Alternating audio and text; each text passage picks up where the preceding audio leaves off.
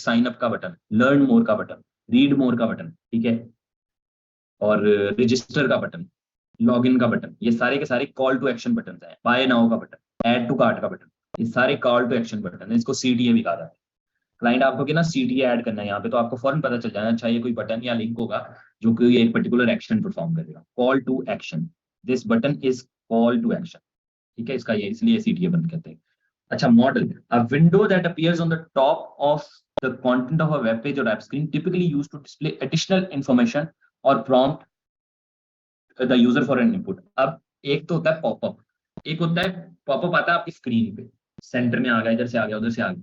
एक टॉप से थोड़ा सा मेन्यू आपके हेडर के ऊपर छोटा सा मेन्यू निकल आता है जहाँ कोई एक्स्ट्रा इन्फॉर्मेशन पूछी होती है।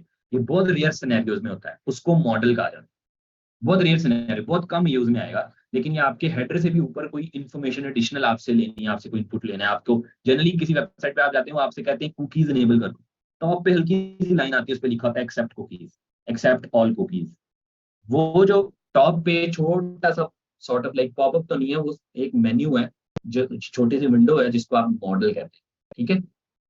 यहाँ तक बात समझ आ रही है? थम्स अप करते जाएं साथ साथ। सायरा शकूर ने हैंड रेज किया जी, क्या सवाल है आपका? अस्सलाम वालेकुम सर। बेटा, सर जब आप नेविगेशन और वो नेविगेशन बार और नेविगेशन ड्रॉर पर आते थे तब भी मुझे समझ नहीं है क्योंकि आपकी आवाज डिस्टर्ब हो रही थी। अब आपने मॉडल पढ़ा है तब भी आपकी आवाज डिस्टर्ब हो रही थी, तो मुझे ये तीनों टॉपिक समझ नहीं आए। हो, अच्छा जी, चैट जरा मैं खोल रहा हूँ, मुझे बताएं और बच्चों को भी ये मसला आया या सिर्फ इन्हीं नहीं आया, ताकि मेरा पहले तो कंफर्म हो जाए कि मेरा इशू है कि इनका issue. Chat is open, please confirm. आया मसला? No sir, clear clear. Yes sir, मसला है, दो बच्चों का क्लियर है, दो का मसला है, कैसे हो सकता है? Clear clear.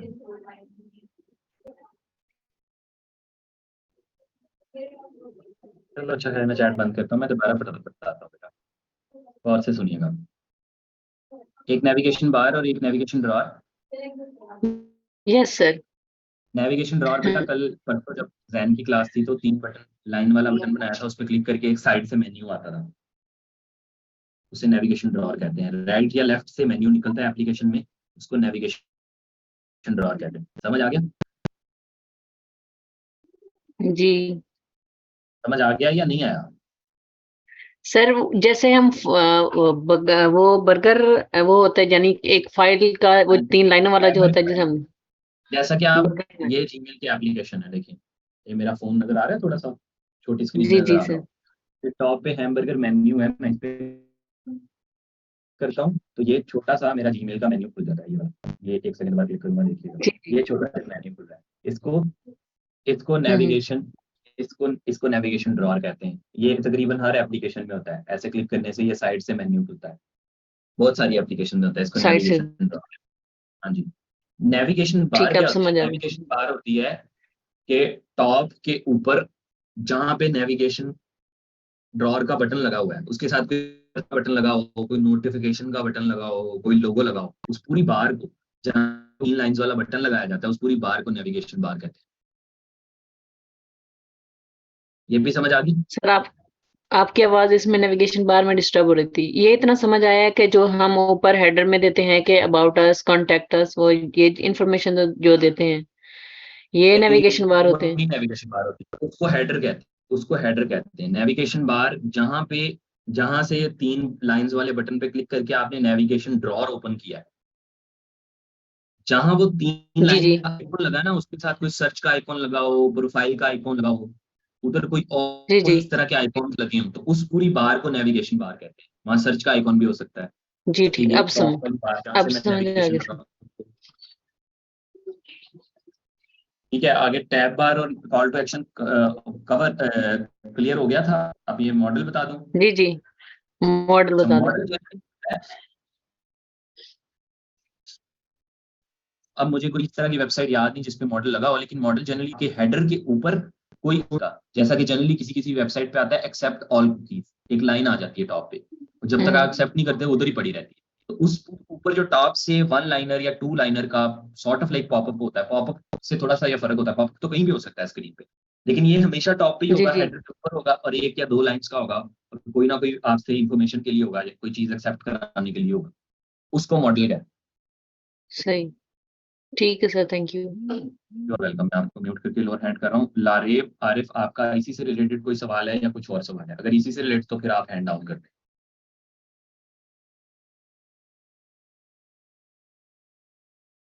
नहीं, आपका कुछ और सवाल है? चलिए मैं अनम्यूट कर रहा हूँ, आपको बताएं क्या सवाल है। अस्सलाम वालेकुम सर। सर मुझे ना जी ये बेटा, वालेकुम टाइप्स सलाम। ऑफ पॉपअप्स के बारे में बता दें, क्योंकि एक मुझे प्रोजेक्ट मिला था, उन्होंने यही कहा था कि गेम्स के बारे में स्क्रीन बनानी थी, और उन्होंने मुझे बताया था कि पॉपअप्स लिखने आपने, लाइक उन्होंने मुझे टेक्स्ट दिया था नॉट इनफ कॉइन और परचेज सक्सेसफुली, तो ये मुझे समझ नहीं आई थी कि किस तरह लिखना है, तो ये तो मुझे ये एक ही एग्जांपल बता पॉपअप है बेटा, उसमें पॉपअप का है, आपको टाइप्स ऑफ पॉपअप तो का ही नहीं, ये सारे अलग अलग पॉपअप बनेंगे। मैं इसको एक्सप्लेन करूंगा, अभी पॉपअप पे मैं गया ही नहीं हूँ, आप आगे आगे भाग रही हैं, मैं यहाँ पे हूँ, पॉपअप तो इससे आगे है। चलिए मैं आपका लोअर हैंड कर रहा हूँ, अगर दोबारा सवाल हो तो हैंड रेज कर दीजिएगा। अच्छा, सो पॉपअप क्या होता है? पॉपअप कोई भी स्मॉल विंडो होती है जो कि आपके कंटेंट पे, वेब पेज हो या एप्लीकेशन स्क्रीन हो, उसके ऊपर आ जाए, ठीक है? और वो छोटी सी कोई इंफॉर्मेशन डिस्प्ले करने के लिए, इनपुट लेने के लिए होती है, ठीक है? वो आपकी स्क्रीन पे अचानक से पॉप होती है, आपको उसके ऊपर एक्सेप्ट या रिजेक्ट का बटन होता है, या कोई कोई भी कॉल टू एक्शन होता है उसके ऊपर, उसको पॉपअप कहा जाता है, ठीक है? इसके आप एग्जांपल्स देख सकते हैं।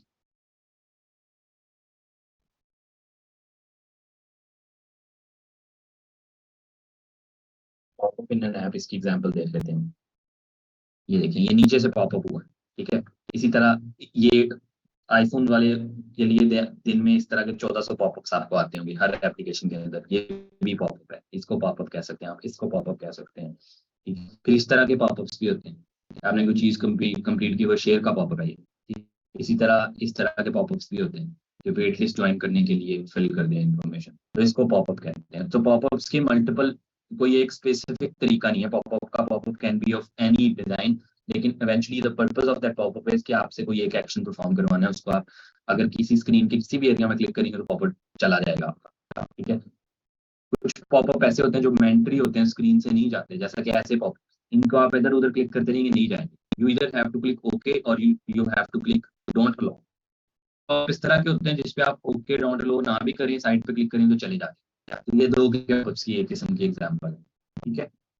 Popup at the end of the day कोई भी ऐसा से जो आपकी स्क्रीन पे पॉप हो और आपसे कोई एक्शन परफॉर्म करवाए, उसको पॉपअप कह सकते हैं। मॉडल का डिफरेंट है, मॉडल हमेशा टॉप से ही होगा, जनरली वेबसाइट्स पे ही होगा, और हेडर से ऊपर होगा और वन नोट होगा। Popup can be of multiple lines, popup can be in the middle of your screen, at the bottom, top of your screen, at the right और लेफ्ट, वेयर जहां भी उसका दिल करे पॉपअप ऐड किया जा सकता है। I hope that answers your question. आगे चलते हैं। अच्छा, so carousel, carousel is a very popular word. Instagram पे अगर आपने कभी देखा होगा, लोगों ने पोस्ट लगाई होती है, आप पहली तस्वीर ऐसे जैसे ही स्लाइड करते हैं तो अगली तस्वीर ऐसी लगता है कि डिजाइन नहीं चेंज हुआ, वो तस्वीर फ्लो करके अगले डिजाइन पे चली जाती है, फिर तस्वीर फ्लो करके अगले डिजाइन पे चली जाती है, पीछे बैकग्राउंड सेम होता है, बैकग्राउंड होता है। ये जो रोटेटिंग सेट ऑफ इमेजेस और content that displays one at a time, allowing the users to navigate through them by swiping or clicking। आप उस पर स्वाइप करके देख रहे हैं और वो एक किस्म का आपको फ्लो के साथ नजर आ रहा है, उसको उसको कैरोसेल आ जाता है। अगर आपने नहीं देखा तो आप इंस्टाग्राम पे जाएं और द फ्यूचर के पेज पे चले जाएं, वहां पे आपको बहुत सारे कैरोसेल्स नजर आ जाएंगे। ये भी समझ आ गया आपको? इसी तरह स्लाइडर, स्लाइडर क्या होता है जी? A user interface element that allows the user to select a value और a range by moving a slider along a track. ये स्लाइडर, अब एक एक हेडर के अंदर स्लाइडर लगाया है, इसको इसको भी लोग स्लाइडर कह लेते हैं। ये इमेजेस का स्लाइडर है, इसको इमेज स्लाइडर कहेंगे। It's not a slider, it's a image slider. Slide फिर क्या होता है? स्लाइडर होता है कि आप लेट्स से वॉल्यूम बढ़ा रहे हैं या कम कर, नीचे आ रहा है स्लाइडर, ठीक है? इसी तरह आप ब्राइटनेस बढ़ा रहे हैं, सबसे अच्छी एग्जांपल स्लाइडर की ब्राइटनेस वाली है। आप अपने फोन के इसको नोटिफिकेशन पैनल को खोल के जब ब्राइटनेस कम ज्यादा करते हैं तो वो स्लाइडर है, स्लाइडर को आप कम ज्यादा करके उसकी वैल्यू को कम ज्यादा करें, तो एक यूआई एलिमेंट जिसके जिसके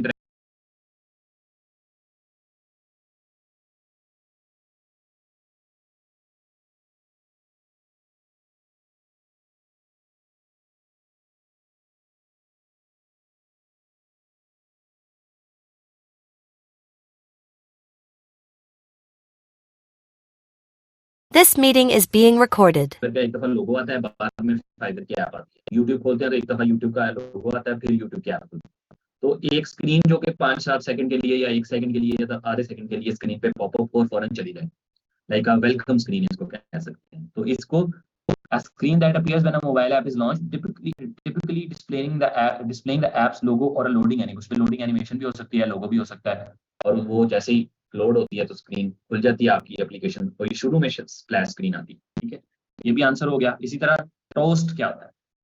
toast is a small notification that appears briefly on a mobile screen, typically used to confirm that an action has been completed। कोई काम आपने किया, उसके ऊपर छोटा सा नोटिफिकेशन आएगा, टिक आई, फौरन गायब होगी, या मैसेज आया फाइल हैज बीन डाउनलोडेड, ठीक है, या मैसेज आया फाइल इज डाउनलोडिंग। जब आप कोई मोबाइल के अंदर एप्लीकेशन में से कुछ डाउनलोड करते हैं, छोटा सा पॉपअप आता है, फौरन गायब हो जाता है, इसको टोस्ट कहा जाता है। छोटे popup, it's not a popup, it's just a notification that displace and goes away right after. Briefly आता है, file is downloaded, file is downloading, इस तरह का कुछ भी आगे चला जाता है, इसको टोस्ट कहा जाता है। ठीक है, इसी तरह प्रोग्रेस बार, अगर किसी भी चीज की कोई चीज लोड हो रही है राइट टू लेफ्ट या लेफ्ट टू राइट, या फिर किसी सर्कल में लोड हो रही है, उसको progress bar. A visual element that shows the progress of a task, such as content load हो रहा है या कोई फाइल अपलोड हो रही है, उसको प्रोग्रेस बार कहा जाता है। ये सारी चीजें अगर समझ आ गई हैं तो बता दें, ये वाली फाइल मैं एंड पे आपको दे भी दूंगा। यहाँ तक अगर आपको समझ आ गई है तो प्लीज एक्नॉलेज, और चैट तो बंद ही है, मुझे आप सिर्फ थम्स अप करें। चैट भी खोल लेते हैं 1 मिनट के लिए। अब आप देखें कि ये सारी इन्फॉर्मेशन अगर मैं अलहदा से बैठ के कंपाइल करता आपको समझाने के लिए, क्योंकि मुझे ये सारी चीजें पहले ही पता थी, लेकिन मुझे इन सब के नाम मेरे ज़हन में इस तरह से नहीं थे कि मैं बैठ के खुद लिस्ट बना लेता। ये लिस्ट मैं खुद बनाता तो मुझे शायद कितनी मेहनत करनी पड़ती, कितने आर्टिकल पढ़ने पड़ते, या पता नहीं कहीं बुक में से जाकर कंपाइलेशन करके इसको मैं ढूंढता। ये कितना आसान कर दिया चैट जीपीटी ने मेरे लिए कि मैंने सिंपली चैट जीपीटी को कहा जी कि ये वाली कॉन्वर्सेशन हमारी जो हम यूज कर रहे थे इसके लिए, ये थी यूआई डिजाइन टर्मिनोलॉजी। तो मैंने इसको कहा, इसने पहले मुझे एक जनरल लिस्ट बना के दी थी, colour theory, layout, artboards etcetera की। मैंने इसका मुझे ऐसी टर्म्स बताओ जो कि एप्लीकेशन और मोबाइल वेबसाइट के लिए स्पेसिफिक हो, जैसा कि नेविगेशन मेन्यू, नेविगेशन ड्रॉअर। उसको मैंने एग्जांपल दी, तो उसने ऑटोमेटिकली मुझे वो सारी चीजें बता दी जो मेरे लिए जरूरी। अब आप देखें, मजीद मैं उससे मजीद चीजें भी पूछूं। अब इसको कंटिन्यू करते हैं। सर मैंने चैट जीपीटी गिग बनाई फाइवर पर, बट फाइवर ने गिग रिमूव कर दिया। फाइवर की पूरी एक डिफरेंट पॉलिसी है आर्टिफिशियल इंटेलिजेंस रिलेटेड सर्विसेज के लिए, उस पॉलिसी को जाके पढ़ें, फिर इसको करने की कोशिश करें, फिर वो आपको रिमूव भी करेंगे। फिग्मा में टोस्ट कैसे ऐड करेंगे? फिग्मा में, एक्सडी में, किसी भी चीज में, पहली बात तो आपका जो वो है ना क्लाइंट, वो आपको कभी भी नहीं कहेगा टोस्ट भी ऐड करके दो, क्योंकि टोस्ट ऐड करने के डेवलपर नहीं ऐड करने होते हैं, और वो हर मोबाइल के एप्लीकेशन के अंदर उसका अपना तरीका होता है। iOS किसी और तरीके से टोस्ट नोटिफिकेशन दिखाता है और एंड्रॉइड किसी और तरीके से दिखाता है। तो टोस्ट डिजाइनर जर्नी नहीं क्रिएट करते, लेकिन अगर आपको क्रिएट करना भी पड़े तो आप सिर्फ एक छोटा सा राउंडेड रेक्टेंगल बना के उसमें मैसेज लिख दें। ठीक है, कितना मुश्किल काम है ये, सवाल वैसे बनता ही नहीं। मैं यहाँ पे खाली वो खोलता हूँ, अब यहाँ पे मुझे कोई टोस्ट दिखाना है, ठीक है, जैसा कि मैंने कहना है फाइल इज डाउनलोडेड, तो ये टोस्ट दिखाने के लिए मैं यहाँ पे छोटा सा ये बनाता हूँ, इसके एजेस को कर देता हूँ राउंड। ठीक है, ज्यादा राउंड नहीं करने, थोड़े कम करते हैं। ठीक है, एजेस थोड़े से मैंने राउंड कर दिए। अरे भाई थोड़ा कम कर दो, ये राउंड। ठीक है, और इसके अंदर मैं इसको पकड़ के अपने स्क्रीन पे कर लेता हूँ सेंटर लाइन। चुप करके जो मैं कह रहा हूँ पहले वो सुन लो, फिर सवाल पूछना, थोड़ा हौसला। ये है जी मेरा टोस्ट, इसको मैं ये तो इतनी स्क्रीन को कंट्रोल करना पड़ता है। बॉर्डर खत्म कर रहा हूँ, इसका कलर मैं कर रहा हूँ ब्लैक, और इसकी विजिबिलिटी मैं कर रहा हूँ थोड़ी सी कम, और इसके ऊपर मैं करूँगा एक टेक्स्ट ऐड। टेक्स्ट में मैं लिखूंगा फाइल इज डाउन, बल्कि वन फाइल इज डाउन। ठीक है, ये लिख दिया मैंने, ये मेरा टोस्ट है किस्म का। अब इस टोस्ट को मैं इसके टेक्स्ट को थोड़ा सा छोटा कर देता हूँ, और इसको इसके अंदर सेंटर में कर देता हूँ लाइन, और इसका कलर पकड़ के ब्लैक कर देता हूँ। ठीक है, ये मेरा टोस्ट बन गया। इस तरह से नोटिफिकेशन आपके मोबाइल में अक्सर आता होगा, टॉप पे छोटा सा, ये टोस्ट बन गया। वैसे डिजाइन आप क्लाइंट कहेगा नहीं, लेकिन ये बिल्कुल सिंपल सा काम है। अच्छा जी, जज़ाकल्लाह सर। इससे इन्फो लेके प्लेजरिज्म तो नहीं आएगा? ये इन्फॉर्मेशन आप नॉलेज के लिए ले रहे हैं, कहीं यूज करने के लिए नहीं ले रहे, तो प्लेजरिज्म कहाँ आएगा? हाँ, अगर आपको क्लाइंट ने कहा मुझे 20 लाइनों का एक आर्टिकल लिख दो अबाउट सनलाइट, और वो आर्टिकल आप जाके चैट जीपीटी पे लिख के उसको दे दें और उसे कहें चलो $200 दे दो, तो फिर ऑब्वियसली प्लेजरिज्म आएगा। उसने आपको $200 इसलिए तो नहीं पे किए कि आप चैट जीपीटी को जाके कहेंगे मुझे 20 लाइनों का आर्टिकल लिख के दे दो। मकसद पे डिपेंड करता है, हम जिस मकसद के लिए यूज कर रहे हैं इसमें कोई प्लेजरिज्म नहीं, हम तो इससे सीखने के लिए यूज कर रहे हैं, और मैं अभी के लिए रिकमेंडेशन भी आपको सीखने के लिए दे रहा हूँ।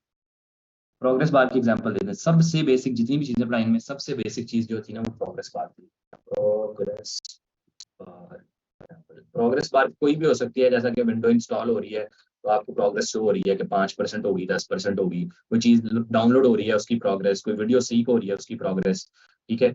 तो ये इस तरह से लोड हो रही है वो चीज, इसको प्रोग्रेस बार कहते हैं। और ये कोई सर्कल में भी हो सकती है, ये इस तरह से भी हो सकती है, ठीक है।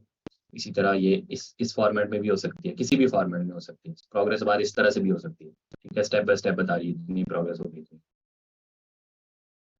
इस तरह से भी हो सकती है। अच्छा जी, फिग्मा में कमेंट के जरिए टोस्ट बना सकते हैं, सर प्रोटोटाइपिंग में ऐड नहीं करना होगा? नहीं, ये टोस्ट वाला काम नहीं कराएगा आपसे क्लाइंट, ये डेवलपर का काम है, टोस्ट वाला काम नहीं वो आपसे करवाएगा। अगर करवाएगा भी तो प्रोटोटाइपिंग में भी ऐड हो जाएगा, मुश्किल काम नहीं। जैसे आपने नेविगेशन ड्रॉअर को किया था, स्लाइड राइट स्लाइड लेफ्ट, तो वो इससे भी हो जाएगा। सर एक दफा ये बता दें कि Behance पे पोर्टफोलियो कैसे अपलोड करें? वाह, मैं क्या पढ़ा रहा हूँ, सवाल क्या है।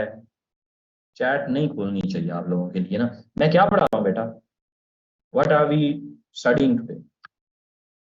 This question why didn't you ask it in the Figma in the Behance class या इन द फ्लिकर क्लास? उन दोनों में से क्यों नहीं पूछा? 2 क्लासेस थी, you had the opportunity to ask this question in both of those lectures, you didn't ask. D track करना होता है बस, पता नहीं क्या चाहते हैं बच्चे, अपना भला नहीं चाहते। मैं जैसे ना कोई जुल्म कर रहा हूँ पढ़ा के। भाई आप ये शेयर योर वर्क पे क्लिक करके, प्रोजेक्ट पे क्लिक करके अपना काम शेयर कर सकते हैं। बाकी मैं पूरी अब गाइडलाइन नहीं दूंगा कैसे टैग, कैसे डिस्क्रिप्शन लिखनी है, क्योंकि वो मैं पूरा पहले बता चुका हूँ। सही पोर्टफोलियो बता चुके हैं, ऐसे माशाल्लाह बहुत हार्ड वर्क कर रहे हैं अभी। यहाँ डेटा रेपिटेशन बहुत है, एक सपोज सिचुएशन एंटर की बट अच्छा डेटा नहीं मिला। बेटा उसके लिए आपको अपनी क्यूरी को अपडेट करना पड़ेगा। देखिए अभी इससे मजीद सवाल पूछ रहा हूँ, अभी आई एम नॉट डन हियर, मैं इससे मजीद सवाल पूछूंगा और अगले सवाल में आपको मजीद बहुत सारी चीजें को मिलेगी। अब ये देखिए, मैंने उसे कहा great, now can you list some freelancing terminology a UI designer should know while providing the UI design services on Fiverr on Upwork? मैंने इसका मुझे अब कुछ ऐसी फ्रीलांसिंग की टर्मिनोलॉजीज को बताओ जो कि मुझे एज अ यूआई डिजाइनर पता होनी चाहिए जब मैं यूआई डिजाइन की सर्विसेज दे रहा हूँ Fiverr और Upwork पे, ठीक है। अब जरा गौर से देखिएगा कि इसका रिस्पॉन्स क्या किया उसने कहा sure, here are some freelancing terminologies a UI designer should know while providing UI design services on Fiverr and Upwork or other platforms। अब जरा ये भी हम नोट करके लेके जाते हैं इनको उठा के अपने में, और वहां से आपको जो है ना इसका भी मैं जरा समझाता हूँ। ये कुछ टर्मिनोलॉजी 1 बाय 1 इनको एक्सप्लेन करूंगा मैं, आपको वैसे ही एक दफा भी समझ आ जाने है। एक्सप्लेन टेक्स्ट करते हैं, अपनी जो टाइटल है इनको कर लेते हैं बोल्ड, ये टाइटल था, और इसके बाद हमारा टाइटल था, क्वेश्चन था ये वाला, और इस क्वेश्चन का आंसर। अब उसने कहा सबसे पहले गिग क्या होती है? A service offering on Fiverr. आप कोई भी सर्विस जो प्रोवाइड करते हैं, जैसा कि मैं आपके लिए लोगो बनाऊंगा, या मैं आपके लिए वेबसाइट बनाऊंगा, या मैं आपके लिए आर्टिकल लिखूंगा, उसको गिग कहा जाता है फाइवर की दुकान पे। It represents a task that you perform for a client. कोई भी एक टास्क जो आप क्लाइंट के लिए परफॉर्म करेंगे उसको सर्विस, और उस सर्विस को गिग कहा जाता है फाइवर पे। उसके बाद प्रपोजल क्या होता है? A written offer to provide services और work on a project submitted by a freelancer to a client. के उसको sort of like cover letter या कोई एक रिक्वेस्ट भेजी कि मैं आपका काम इतने पैसों में इतने टाइम में इस तरह से करूंगा, पूरे लिखने वाली चीज को प्रपोजल कहा जाता है, ठीक है। उसको प्रपोजल कहा जाता है। टेक्निकल टर्मिनोलॉजी से समझ लें, आपको ज्यादातर को पहले ही पता होंगी, कुछ को नहीं पता तो उसके लिए जरा इस पे ज्यादा जोर डाल रहा हूं। इस तरह बिड क्या होती है? बिड होती है कि आपके प्रपोजल में जो आपने प्राइस बिड की है, लोग प्रपोजल को बिड और बिड को प्रपोजल भी कह लेते हैं, कोई मसला नहीं इस बात में, लेकिन bid specifically in a proposal bid होती है कि आपने जो प्राइस प्रपोज की है, a proposed price for a project और task submitted by a freelancer to a client on Upwork, उसको बिड कहा जाता है। कितने पैसों की आपकी प्रपोजल के हिसाब से आप कितने पैसे लेंगे, उस प्राइस को बिड कहा जाता है। इस पे बिड करो, आपने बिड की कि मैं इतने पैसों की बिड कर रहा हूँ। इसी तरह माइलस्टोन क्या होता है? माइलस्टोन अपवर्क पे भी होता है और माइलस्टोन फाइवर पे होता है। उसका मतलब होता है कि एक प्रोजेक्ट को स्पेसिफिक पार्ट्स में डिवाइड कर लेंगे। जैसा कि क्लाइंट ने कहा कि मुझे एक एप्लीकेशन चाहिए, पहले वायर फ्रेमिंग करवाऊंगा, फिर वायर फ्रेमिंग के बाद स्क्रीन्स का जो है ना नंबर ऑफ स्क्रीन्स डिसाइड होंगे, फिर आप XD पे बनाएंगे, फिर रिवीजन होंगी, फिर एंड पे एनिमेशन होगी, प्रोटोटाइपिंग होगी। तो आप कहेंगे वायर फ्रेमिंग माइलस्टोन क्रिएट कर लेते हैं, उसका $100, इसी तरह डिजाइन के $200, इसी तरह प्रोटोटाइप का $100। तो 3 माइलस्टोन आपने क्रिएट कर लिए। अब जब पहला माइलस्टोन कंप्लीट होगा वो पहले के पैसे आपको दे देगा, दूसरा माइलस्टोन कंप्लीट होगा दूसरे के पैसे, तीसरा माइलस्टोन कंप्लीट होगा तीसरे के पैसे। तो अपने प्रोजेक्ट को हिस्सों में डिवाइड कर लेते हैं, इसको माइलस्टोन कहा जाता है दोनों प्लेटफॉर्म पे। A payment made by the client to the freelancer after a specific part of the project has been completed. जब एक स्पेसिफिक पार्ट उस प्रोजेक्ट का कंप्लीट हो गया तो माइलस्टोन कंप्लीट हो गया, उसकी पेमेंट मिल जाएगा। ठीक है, ये बात भी आपको पता होनी चाहिए। 4 चीजें होंगी। इसी तरह एस्क्रो क्या होता है? एस्क्रो होता है कि आप क्लाइंट पहले पेमेंट करेगा और काम आप चुकेंगे, तो क्लाइंट की पेमेंट चली जाएगी एस्क्रो में, यानी कि अगर फाइवर पे काम कर रहे हैं तो फाइवर वालों के पास पैसे चले जाएंगे, अपवर्क पे काम कर रहे हैं तो अपवर्क वालों के पास चले जाएंगे। जब तक वो काम अप्रूव क्लाइंट नहीं करेगा तब तक पैसे आप दे देंगे, जब वो अप्रूव कर देगा तो वो पैसे एस्क्रो से आपके पास मूव कर दिए जाएंगे। ठीक है, तो escrow is system in which the client puts the payment for the project into a third party account until the work is complete. Third party इस सिनेरियो में अपवर्क और फाइवर के सिनेरियो में थर्ड पार्टी अपवर्क या scenario fibre खुद होते हैं। तो अपवर्क या फाइवर के पास पैसे चले जाते हैं जब तक काम कंप्लीट नहीं होता, जब कंप्लीट हो जाता है तब आपको मिलता है। तो ये बहुत इंपॉर्टेंट और बड़ा प्रोटेक्शन वाला सिस्टम है। ये अगर $200 का प्रोजेक्ट है तो क्लाइंट पहले $200 प्लेज करेगा, डॉलर पहले 200 देगा, वो 200 जाएंगे अपवर्क या फाइवर के अकाउंट में, फिर काम शुरू होगा। तो थोड़ा फ्रॉड का चांसेस कम हो जाते हैं, इस वजह से फ्रीलांसिंग प्लेटफॉर्म्स थोड़े सिक्योर है। डायरेक्ट क्लाइंट अगर आपको पैसे नहीं दे रहा और आपने काम शुरू कर दिया तो हो सकता है काम लेके भाग जाए। इसमें यह है कि वो पहले पैसे जमा कराएगा फिर काम होगा। फ्रॉड इस पे भी हो जाता है लेकिन चांसेस कम हो जाते हैं क्योंकि एस्क्रो का सिस्टम एग्जिस्ट करता है। ठीक है, एस्क्रो भी समझ आ गया। इसी तरह रिवीजन क्या होता है? Revision is a request from the client for changes to the design और work that the freelancer has submitted. आपने कोई भी डिजाइन बनाया जो रिक्वेस्ट करेगा चेंजेस की, उस चेंजेस को वो 5, 6, 8, 10 चेंजेस इकट्ठी हो सकती हैं।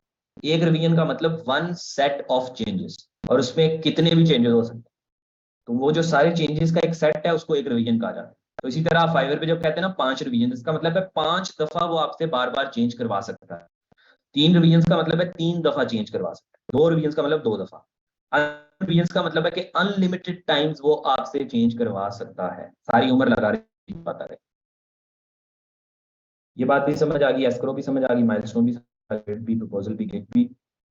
अभी आगे काफी ज्यादा टर्म्स और हैं। यहाँ तक अगर आपका कोई सवाल है तो हैंड रेज करके पूछ सकते हैं। फातिमा लियाकत का है, मैं इनका सवाल है।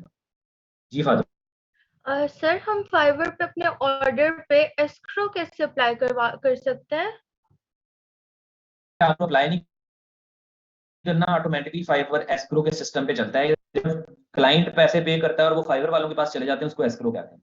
मतलब जो ऑर्डर वो फाइनल कर देते, डन कर देते, ऑर्डर जब हमें प्लेस हो मिल जाता है जाता है। जी, जब ऑर्डर प्लेस होता है उसका मतलब है पैसे एस्क्रो में चले गए, फाइवर के पास चले गए, थैंक यू सर। क्योंकि उसको पे करना पड़ता है, प्री पेड होते हैं ये। जी, और किसी बच्चे का सवाल यहाँ तक?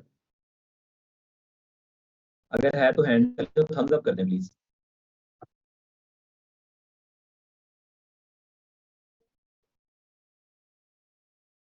बहुत बोलने वाला लेक्चर है भैया, बस हो गई। अच्छा, अब रिवीजन भी समझ आ गई। अब क्लाइंट, ये बड़े इंपॉर्टेंट चीज है। लोग इसको ब्रीफ भी कहते हैं, क्लाइंट ब्रीफ भी कहते हैं, डिजाइन ब्रीफ भी कहते हैं, इसको रिक्वायरमेंट डॉक्यूमेंट भी कहते हैं। ऐसी डॉक्यूमेंट जिसमें क्लाइंट की रिक्वायरमेंट्स जो है वो आउटलाइन है, जैसा कि उसका क्या ऑब्जेक्टिव है, उसकी क्या ऑडियंस है, उसके क्या डिजायर्ड आउटकम्स हैं, इसको ब्रीफ का। जैसा कि लोगो बनवाना है किसी क्लाइंट ने तो उसका ब्रीफ क्या होगा? I am looking to get a logo design for my mobile phone company. ठीक है, it's a smart manufacturer, we make Android phones for young generation. इस तरह का कोई भी ब्रीफ होगा। ठीक है, इसी तरह hey I am looking for a logo for my it's a bakery based in Dallas, Texas. We provide muffins and all sorts of other sweets. Our specialty is donuts. ठीक है, तो I am looking for a logo that looks like a donut, but to say Timmy's Bakery. ठीक है, इस तरह का कुछ भी, it can be any brief. वो आपको थोड़ा सा वर्ड्स में समझाता है, किसी डॉक्यूमेंट में लिख के देता है या आपको मैसेज में बताता है, तो इसको ब्रीफ कहा जाता है, जिसमें वो आउटलाइन करे कि मुझे ये चाहिए। वेबसाइट जरा ज्यादा लंबा होता है, एप्लीकेशन के लिए ब्रीफ जरा ज्यादा लंबा होता है। जो क्लाइंट की रिक्वायरमेंट्स होती है, टेक्निकल लफ्जों में इसको क्लाइंट का ब्रीफ कहा जाता है या डिजाइन का ब्रीफ कहा जाता है। आपको पता होना चाहिए। फ्यूचर में आपको के क्लाइंट आपको के I send you a brief in a while, तो आप कहेंगे पता नहीं कौन सा ब्रीफ केस मुझे भेजने लगा। आपने कंफ्यूज नहीं होना। ये टर्मिनोलॉजीज मैं आपको इसीलिए बता रहा हूँ कि फ्यूचर में क्लाइंट आपका इनको यूज करेगा, या आप can you please send me a design brief. अगर उसको नहीं समझ आती कि डिजाइन ब्रीफ क्या है, तो फिर मैं उसे कहता हूँ can you please tell me what kind of a logo do you have in mind, what is the name of your company, what do you guys do, target audience, what are your favourite colours etcetera. इस तरह के 5-6 सवाल list करके उसको भेजे। खुद से उन सवालों का जवाब दे तो मेरे पास डिजाइन का ब्रीफ आ जाए, क्लाइंट का ब्रीफ आ, तो सवालों के थ्रू भी ब्रीफ निकला जा सकता है। अगर क्लाइंट को नहीं पता ब्रीफ क्या है, अगर पता है तो वो खुद ही बता दे। ठीक है, तो इसको ब्रीफ कहा जाता है। स्कोप ऑफ वर्क, ये भी इसको एज अ डॉक्यूमेंट कह रहा है, तो हम सिंस प्लेटफॉर्म्स की बात करें, इस पर डॉक्यूमेंटेशन तो होती ही है, लेकिन स्कोप ऑफ वर्क का मतलब होता है कि आप क्लियरली डिस्कस कर लें रिटर्न में कि कितना काम होगा। ठीक है, जैसा कि क्लाइंट ने कहा कि मुझे एक वेबसाइट बनवानी है, अब आप उसे कहें कि तुम्हारी वेबसाइट बनेगी $500 में, आपके वाह भी वाह, मैंने $500 ले लिया। अब बाद में पता चले कि वेबसाइट के ऊपर 1000 पेजेस है, या वेबसाइट पे 1000 प्रोडक्ट्स की आपने लिस्टिंग भी क्रिएट करके देनी है, या वेबसाइट पे आपने हर वेबसाइट का हर सेक्शन पे 10-10, हर पेज पे 10-10 सेक्शंस है और 50 पेजेस या 20 पेजेस है। तो ये स्कोप ऑफ वर्क बड़ा इंपॉर्टेंट है कि आप एग्जैक्टली बता दें कि कितना काम है भाई, टोटल कितने सेक्शंस हैं, कितने पेजेस हैं, और उसके क्या डिलीवरेबल्स हैं, किस किस फॉर्मेट में फाइल मिलेगी आपको, कितने टाइम में होगी। ये स्कोप ऑफ वर्क होता है। अ document that defines the tasks, deliverables and timelines of the project। Deliverable क्या होता है ये भी आपको पता होना चाहिए, ये नीचे खैर आ भी रहा है। डिलीवरेबल होता है कि आप क्लाइंट को किस फॉर्मेट में या कौन सी फाइल देंगे, कौन सी फाइल देंगे, जैसा कि पीएनजी, एआई, पीडीएफ, ये सारे डिलीवरेबल है, इसको डिलीवरेबल कहा जाता है। So a document that defines the task, deliverables and timeline of a project is called scope of work. ठीक है, फातिमा का क्वेश्चन है, और किसी का भी सवाल है तो हैंड रेज कर सकते हैं। जी फातिमा। सर जैसे मुझे ऑर्डर आया था ना, तो मुझे पहले ही क्लाइंट ने बताया था कि मेरे 5 शीट्स हैं और हर शीट पे 1000 रोज हैं, और ना हर रो में 4 क्वेश्चंस हैं। अब पहले भी ना उसकी सेकंड शीट जब मैंने की है, उसमें तकरीबन 50 एक्स्ट्रा रोज थी जो मैंने कर दी हैं। अब आगे जो उसकी शीट है ना, तो उसमें 500 एक्स्ट्रा रोज हैं, जिसमें तकरीबन 1000 क्वेश्चंस बनते हैं। तो इसमें गुड प्रैक्टिस क्या होगी कि मैं उससे बात करूं, उसे कहूं ये चीज? डेफिनेटली बात करें, उसे कहें कि ये देखें हमारा स्कोप ओवर ये डिसाइड हुआ था, उसको स्क्रीनशॉट दें, आपने मुझे इतने आइटम्स किए थे और आपके अब इतने आइटम्स हैं, तो ये एक्स्ट्रा वर्क है, इसके लिए एक्स्ट्रा चार्ज होंगे। Thank you sir. Scope of work इसीलिए क्लियर किया जाता है शुरू में कि बाद में क्लाइंट आपको एक्सप्लॉइट ना करे, अगर करे तो आप उसको दिखा सकें कि हमारी ये कम्युनिकेशन थी। ठीक है, और इस कम्युनिकेशन की बेसिस के ऊपर ये काम करना है। अब मुझे मेरे से क्लाइंट एक इनवाइट डिजाइन करवा रहा है, आपके लेक्चर से पहले मैं बैठा हुआ डिजाइन इनवाइट बना रहा था, तो अब क्लाइंट कल मुझे आके कह रहा है कि इस पे QR कोड ऐड करो। अब QR कोड ऐड करना मेरे लिए 5 मिनट का काम था, एक वेबसाइट पे गया, QR कोड बनाया और ऐड कर दिया। लेकिन मैंने उसे कहा कि भाई हमारे ब्रीफ में कहीं भी QR कोड की बात नहीं हुई थी, आपने मुझे कंटेंट दिया था, डिजाइन मैंने करना था, मैंने कर दिया, QR कोड उसका पार्ट नहीं था। अगर आपने ऐड करवाना है तो आप मुझे QR कोड बना के दें, अगर मैं बनाऊंगा तो मैं आपसे उसके $10 लूँ। तो क्लाइंट ने कहा ठीक है मैं $10 दे दूँ। तो इसलिए स्कोप ऑफ वर्क बड़ा क्लियर होता है कि आप उसे कहें कि वो कि भाई ये काम इतने से लेके इधर तक करना है, इससे ऊपर अगर कोई काम हो कर्टसी में अगर आप करना चाहें कर सकते हैं। मैं बहुत सारे क्लाइंट्स का एक्स्ट्रा काम कर देता हूँ इसमें, जो अच्छे क्लाइंट होते हैं। जो क्लाइंट मेरे साथ ज्यादा प्रोफेशनल बनने की कोशिश करता है, तो फिर मैं भी उसके साथ प्रोफेशनल कम्युनिकेशन में प्रोफेशनल तरीके से उसे कहता हूँ कि भाई इस चीज के एक्स्ट्रा पैसे होंगे। रूड नहीं होना, आपने लड़ाई नहीं करनी। अगर वो कहे नहीं भाई अगर ऐसे करना है तो ऑर्डर कैंसिल कर दो, तो ऑर्डर कैंसिल नहीं करना, कोशिश करनी है कि कोई बात नहीं, रिगार्ड उसका कर ले, थोड़ी बहुत कर्टसी दे दें उसे। लेकिन अगर लेट से 5 घंटे काम है और वो उसका कोई पैसा नहीं दे रहा, तो भाई उससे बहुत बेहतर है कि आप कैंसिल कर दें उसे, एक भी नहीं मिलनी तुझे, जा, मैं बना ही नहीं रहा। ठीक है, फ्यूचर में बताऊंगा कि डिस्प्यूट हैंडलिंग कैसे करते हैं, ऑर्डर कैंसिल करने का बेहतर तरीका क्या है, ये सारी चीजें हम फ्यूचर में डिस्कस करेंगे। लेकिन अभी के लिए सिर्फ ये समझ लें कि थोड़ा बहुत काम तो कोई मसला नहीं है, ज्यादा काम अगर स्कोप ऑफ वर्क में नहीं था तो आपने उसके ऊपर उसके साथ बात करनी है, उसके साथ डिस्कस करके स्कोप क्लियर करना है ताकि आपको पता हो कि मैंने ये चीजें क्रिएट करनी है। 5 पेजेस, हर पेज पे 5 सेक्शन, तो 25 सेक्शंस पर, ठीक है। आपसे वो 200 सेक्शंस तो नहीं बनवा सकता, 25 से 28 30 सेक्शंस बनाएगा कोई मसला नहीं, 40 बनाएगा तो मसला है। That's like 30-40% more work. तो इसलिए स्कोप ऑफ वर्क बड़ा क्लियर होना जरूरी है, और ये डॉक्यूमेंट की फॉर्म में नहीं होता। इस पे फाइवर पे या अपवर्क पे कोई डॉक्यूमेंट नहीं क्रिएट की जाती। अगर ये डायरेक्ट क्लाइंट के साथ आप करें तो फिर क्रिएट की जाती है। इसमें भी की जा सकती है कि आप डॉक्यूमेंट बना के भेज दें कि ये स्कोप ऑफ वर्क है, लेकिन वरना आप चैट में भी लिखें। अब चैट में लिखें our scope of work is that I will create 5 pages for your design. मैं ऑफर भेजता हूँ ना, या प्रोजेक्ट क्रिएट हो रहा होता है, तो वहां पे क्लियर कर लेता हूँ पहले terms, 5 pages, 5 sections on each pages, और इसके इतने चार्जेस, इतने दिन की डिलीवरी और इतनी रिवीजन। ये जब क्लियर होता है तो फिर आपको फ्यूचर में मसले नहीं होते। हर ऑर्डर के शुरू में ये कर लेना चाहिए।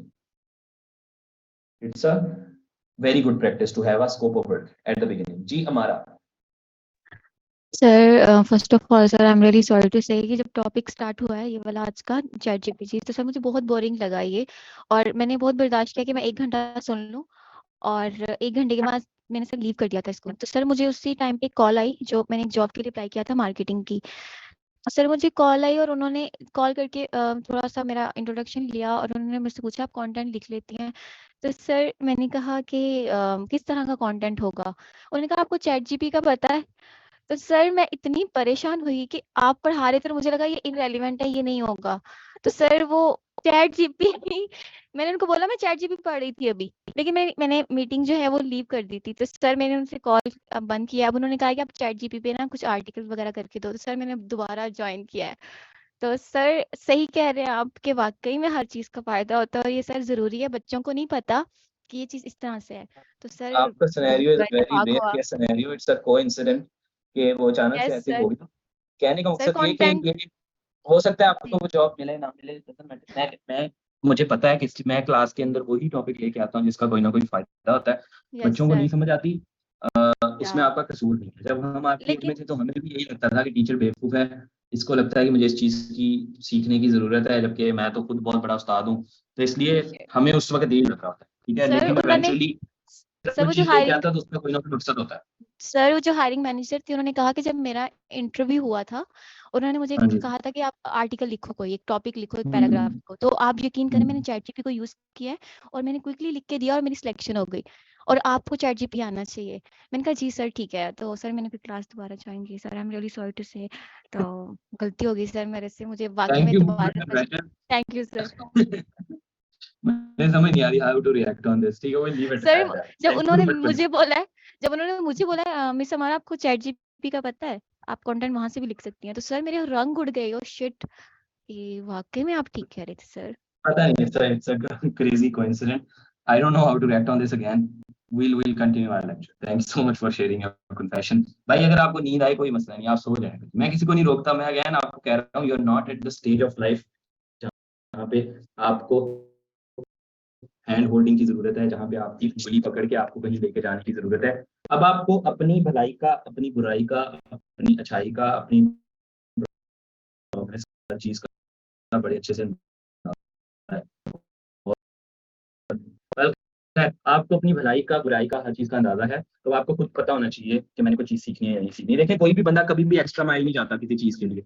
मुझे क्या मसला है, मैं ये क्यों पढ़ा रहा हूँ आपको? This is not part of your course. मुझे जो कोर्स कंटेंट दिया गया वो उसका डिजाइन का कवर हो गया हुआ है, और मैं अब फ्रीलांसिंग में जाके एंटर हो सकता हूँ, और वो भी कोई ट्रेडिशनल कोई भी स्लाइड उठाऊं डेली बेसिस के ऊपर, और डेली आगे वो स्लाइड दिखा के चला जाऊं। मुझे क्या जरूरत है एक्स्ट्रा माइल?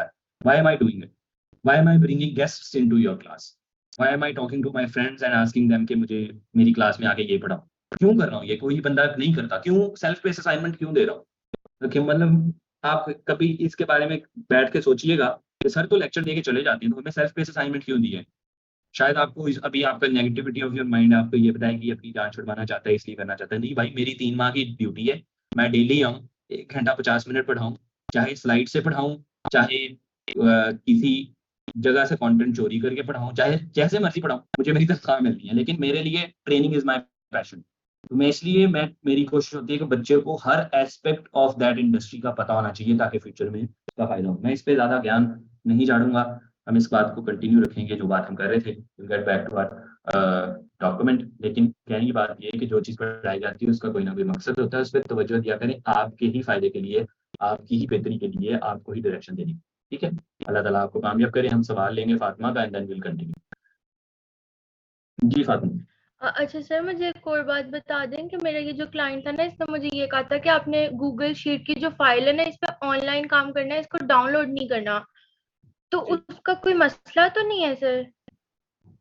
का मसला ये है कि आप जो काम कर रहे होंगे वो उसके साथ उसके पास लाइव अपडेट हो रहा होगा। तो अगर वो दरमियान में आपसे भागना चाहे, फ्रॉड करना चाहे, तो कर सकता है, क्योंकि उसके पास तो काम चला गया होगा जो आपने कर लिया। तो सर इसका क्या सोल्यूशन है कि अब जैसे मैंने 3 शीट्स कर दी हैं, अभी 2 रहती हैं, और 4th पे उसके जो एक्स्ट्रा है वो अगर आज मैं उससे बात करती हूँ, तो मैं अगर उसको डाउनलोड कर लेती हूँ, तो क्या उसको पता चलेगा कि मैंने डाउनलोड किया है? डाउनलोड करने का नहीं पता चलेगा, डाउनलोड करने में कोई मसला भी नहीं है, लेकिन उसके पास तो चला गया है, उससे आप वापस तो नहीं ले सकते।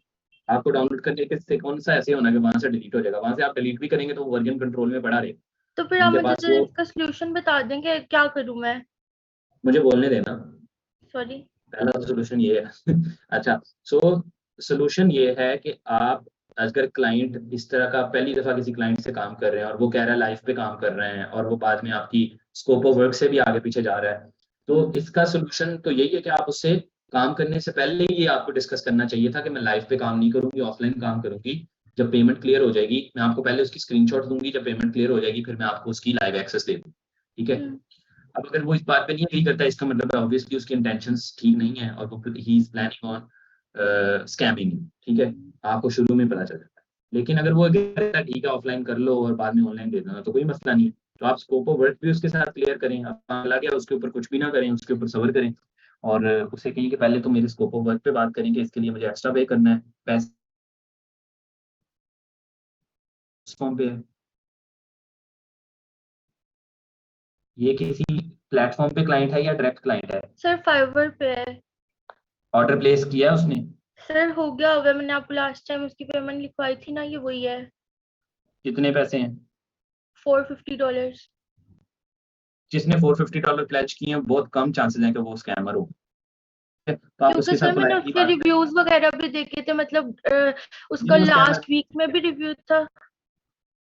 छोड़ें, आप उससे पोलाइटली बात करें, स्कोप की लाइफ वाली बात को फिलहाल के लिए इग्नोर करें, कोई बात नहीं है, स्कैमर बंदा मुझे लग नहीं रहा।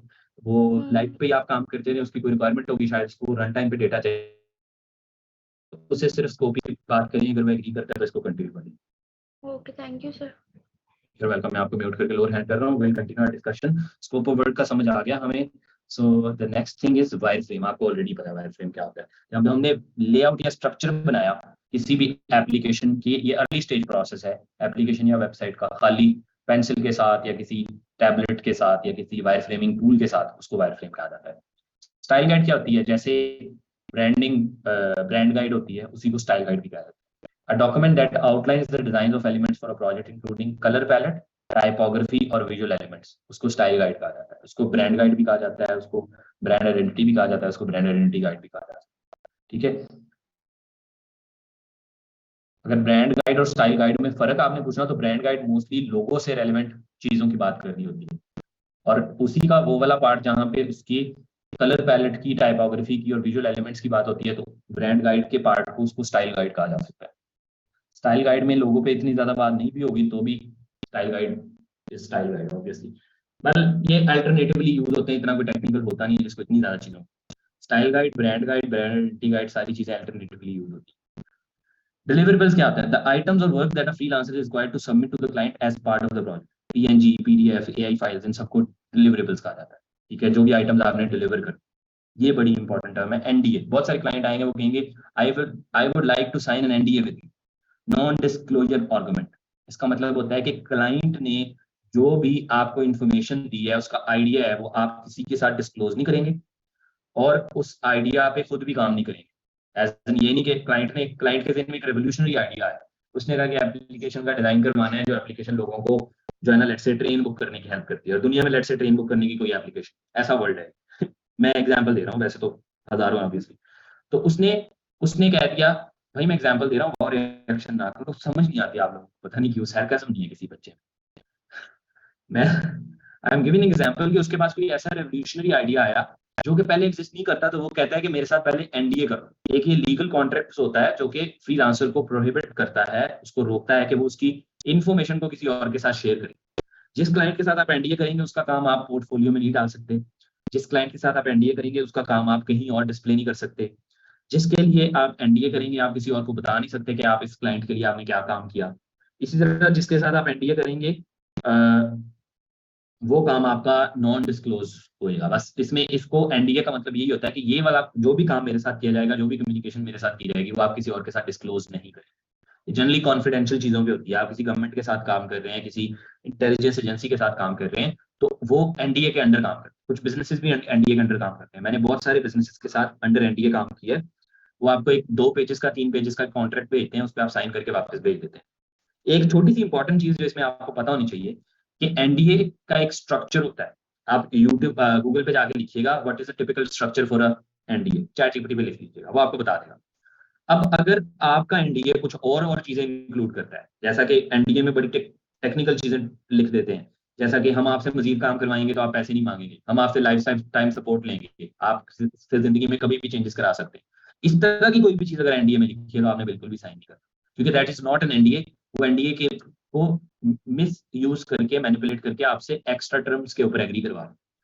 अगर सिर्फ ये लिखा है कि you will not disclose our information, आप हमारी इन्फॉर्मेशन किसी और से डिस्कस नहीं करेंगे, पोर्टफोलियो में नहीं डालेंगे, जो भी हमारी बात होगी वो कॉन्फिडेंशियल रखी जाएगी, तो उसको आप बेफिक्र होकर साइन करके दे दें, उसे ई साइन करके या उस पर साइन की इमेज ऐड करके उसको वापस भेज दें, कोई मसला ही कोई नहीं। मैंने बहुत सारे क्लाइंट्स के साथ एनडीए में काम किया। बच्चे एनडीए का नाम लिख के सुन के ही डर जाते कि मैं एनडीए पे काम करूंगा तो पता नहीं क्या मसला हो जाएगा। No problem, but that NDA should be clearly उसके ऊपर लिखा होना चाहिए, उसको पढ़े बगैर साइन ना करें। मेरे एक स्टूडेंट ने पढ़े बगैर साइन कर लिए, वो बंदा पता नहीं हांगकांग का था कि किधर का था, उसने एनडीए के अंदर इस तरह की टर्म्स ऐड की हूँ कि आप हमेशा के लिए चेंजेस करेंगे, काम का स्कोप जो है हम बाद में क्लियर करेंगे, पैसे पहले डिसाइड होंगे। तो ना उसने एनडीए साइन कर लिया बगैर पढ़े, बाद में ना काम ऑर्डर प्लेस हो चुका था $100 का, काम उसने को दे दिया $1000 का, इससे भी ज्यादा। तो वो स्टूडेंट परेशान कि सर अब मैं क्या करूं, ये तो मेरे पे केस करा देगा। मैंने कहा आपने काम किया ही नहीं है तो केस कैसे करा देगा। उसने कहा था जी इतना काम है। मैंने कहा आप उसे कहेंगे ये पकड़ो अपना एनडीए और ये पकड़ो अपने $100, अल्लाह हाफिज। तो बच्चे ब्लैकमेल हो जाते हैं। ब्लैकमेल नहीं आपने होना, हाँ कोई ऐसी बात नहीं पे एग्री नहीं करना जो कि आपको नहीं समझ आ रही, उसको पढ़ लेना है। अगर नॉर्मल सी टर्मिनोलॉजीज है उस पर आप एग्री करके उनके साथ कॉन्ट्रैक्ट कर सकते हैं। ये हर किस्म के कॉन्ट्रैक्ट के लिए एक जनरल एग्री आपके साथ आपके लिए गाइडलाइन है कि never agree on a contract without understanding that contract. Once you understand that contract फिर ही एग्री करें। जैसे कि जॉब के अंदर बहुत मसला है, लोग आपसे एग्रीमेंट कर लेते हैं कि आप 1.5 साल से पहले रिजाइन नहीं कर सकते, ठीक है। तो 1.5 साल से पहले रिजाइन नहीं कर सकते तो ये क्या एग्रीमेंट है। अगर आप लेट्स से अब उसका कोई वो भी होना चाहिए, काउंटर पार्ट भी होना चाहिए उस एग्रीमेंट का, उस पर्टिकुलर लाइन का। जैसे कि आप 1.5 साल में रिजाइन नहीं कर सकते, अगर आप रिजाइन करेंगे तो आपको आपकी 2 सैलरियां कटेंगी, आपको 2 महीने एक्स्ट्रा काम करना है। अब ये फिर भी समझ आता है तो चलो मैं 2 महीने एक्स्ट्रा काम कर लूंगा अगर मुझे रिजाइन करना पड़ गया, वरना मैं 1.5 साल पूरा काम करूँ, मैं नहीं पहले रिजाइन करूँ। लेकिन अगर क्लियर ही नहीं है कि 1.5 साल में आप रिजाइन नहीं कर सकते, लेट्स से 1.5 साल के अंदर मेरी टांग टूट जाती है, अल्लाह माफ करे, और मैं जॉब पे नहीं जा सकता, मुझे रिजाइन करना पड़ता है, तो क्या मुझे आके यहाँ से टूटी हुई टांग से उठा के मुझे जाके जेल में डाल देंगे कि तुमने रिजाइन कैसे कर दिया, 1.5 साल की हमारी एग्रीमेंट था। इसलिए जो भी एग्रीमेंट हो उसकी क्लियर आउटलाइन होनी चाहिए। किसी भी सॉर्ट का एग्रीमेंट है उसकी क्लियर आउटलाइन हो कि अगर ये वाली चीज नहीं फुलफिल होती तो इसका काउंटर पार्ट क्या है, इसकी क्या कह सकते हैं, इसका वर्स्ट केस सिनेरियो क्या है।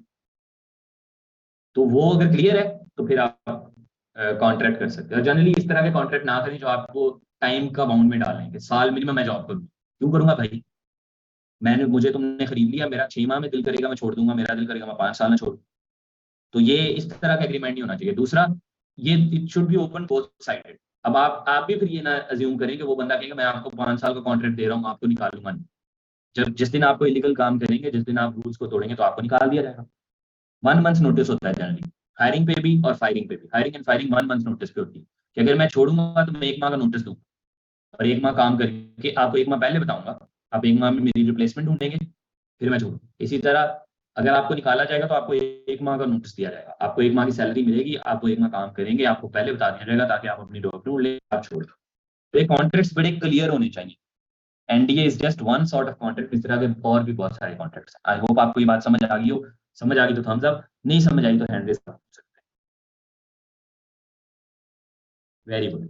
Communication, frequent and clear communication with the client is essential to ensure that the project is progressing smoothly and that any issues or concerns are addressed in a timely manner. ये है communication क्या होती है। Client के साथ communication बहुत जरूरी है, उसको अपडेट रखना कि क्या हो रहा है, इस वक्त किस चीज पे काम हो रहा है, इतना काम हो गया, इतना काम नहीं हुआ, ठीक है। उससे सवाल पूछना, उसके सवालों के जवाब देना, उससे अभी क्या चल रहा है। आप उसको 5 दिन रिप्लाई ना करें, वो 5 दिन में कहे ये बंदा मेरे पैसे लेके भाग गया, वालों को रिपोर्ट कर दे। और आप 5 दिन काम कर रहे थे, आपका ज़हन था कि डिलीवर कर दूंगा, इसका जवाब नहीं देता, तो ऐसा नहीं करना। क्लाइंट को अंधेरे में नहीं रखना, क्लाइंट के साथ बातचीत करते रहना। बहुत it's key to your success as a freelancer कि क्लाइंट से आप बातचीत करते रहे। A collection of freelancer previous work that showcases their skills and abilities to the potential clients। ये हमें पहले ही पता है पोर्टफोलियो क्या होता है, हमने डिटेल बात की है पोर्टफोलियो पे भी, हमने डिटेल बात की है कम्युनिकेशन के ऊपर भी, डिटेल बात की है स्टाइल गाइड के ऊपर भी, हमने डिटेल बात की है वायर फ्रेमिंग के ऊपर भी, और भी हम बहुत सारी चीजों पर डिटेल बात कर चुके हैं। ठीक है, आई होप के यहाँ तक आपका क्लियर हो गया। हम अब इससे आगे जाते हैं। अब ये चैट जीपीटी कॉन्वर्सेशन ही चल रही है, अब इससे आगे मैं इससे मजीद सवाल पूछूंगा, ठीक है, हम उसकी भी बात करते हैं। पहले मीनवाइल अगर आप किसी बच्चे का सवाल है तो हैंड रेज करके पूछ सकते हैं। आज मुझे लगता है जितने भी लेक्चर मैंने पढ़ाए सबसे ज्यादा मैं आज के लेक्चर में बोलता हूँ, because I am so tired. और ये लेक्चर चलना भी आधा घंटा ऊपर है, 5:30 तक चलना है आज का लेक्चर। आज का लेक्चर 5:30 तक चलना है, आधा घंटा हम आज एक्स्ट्रा ऐड करेंगे, आधा कल ऐड करेंगे, जो हमारा 1 घंटा कल मिस हुआ था।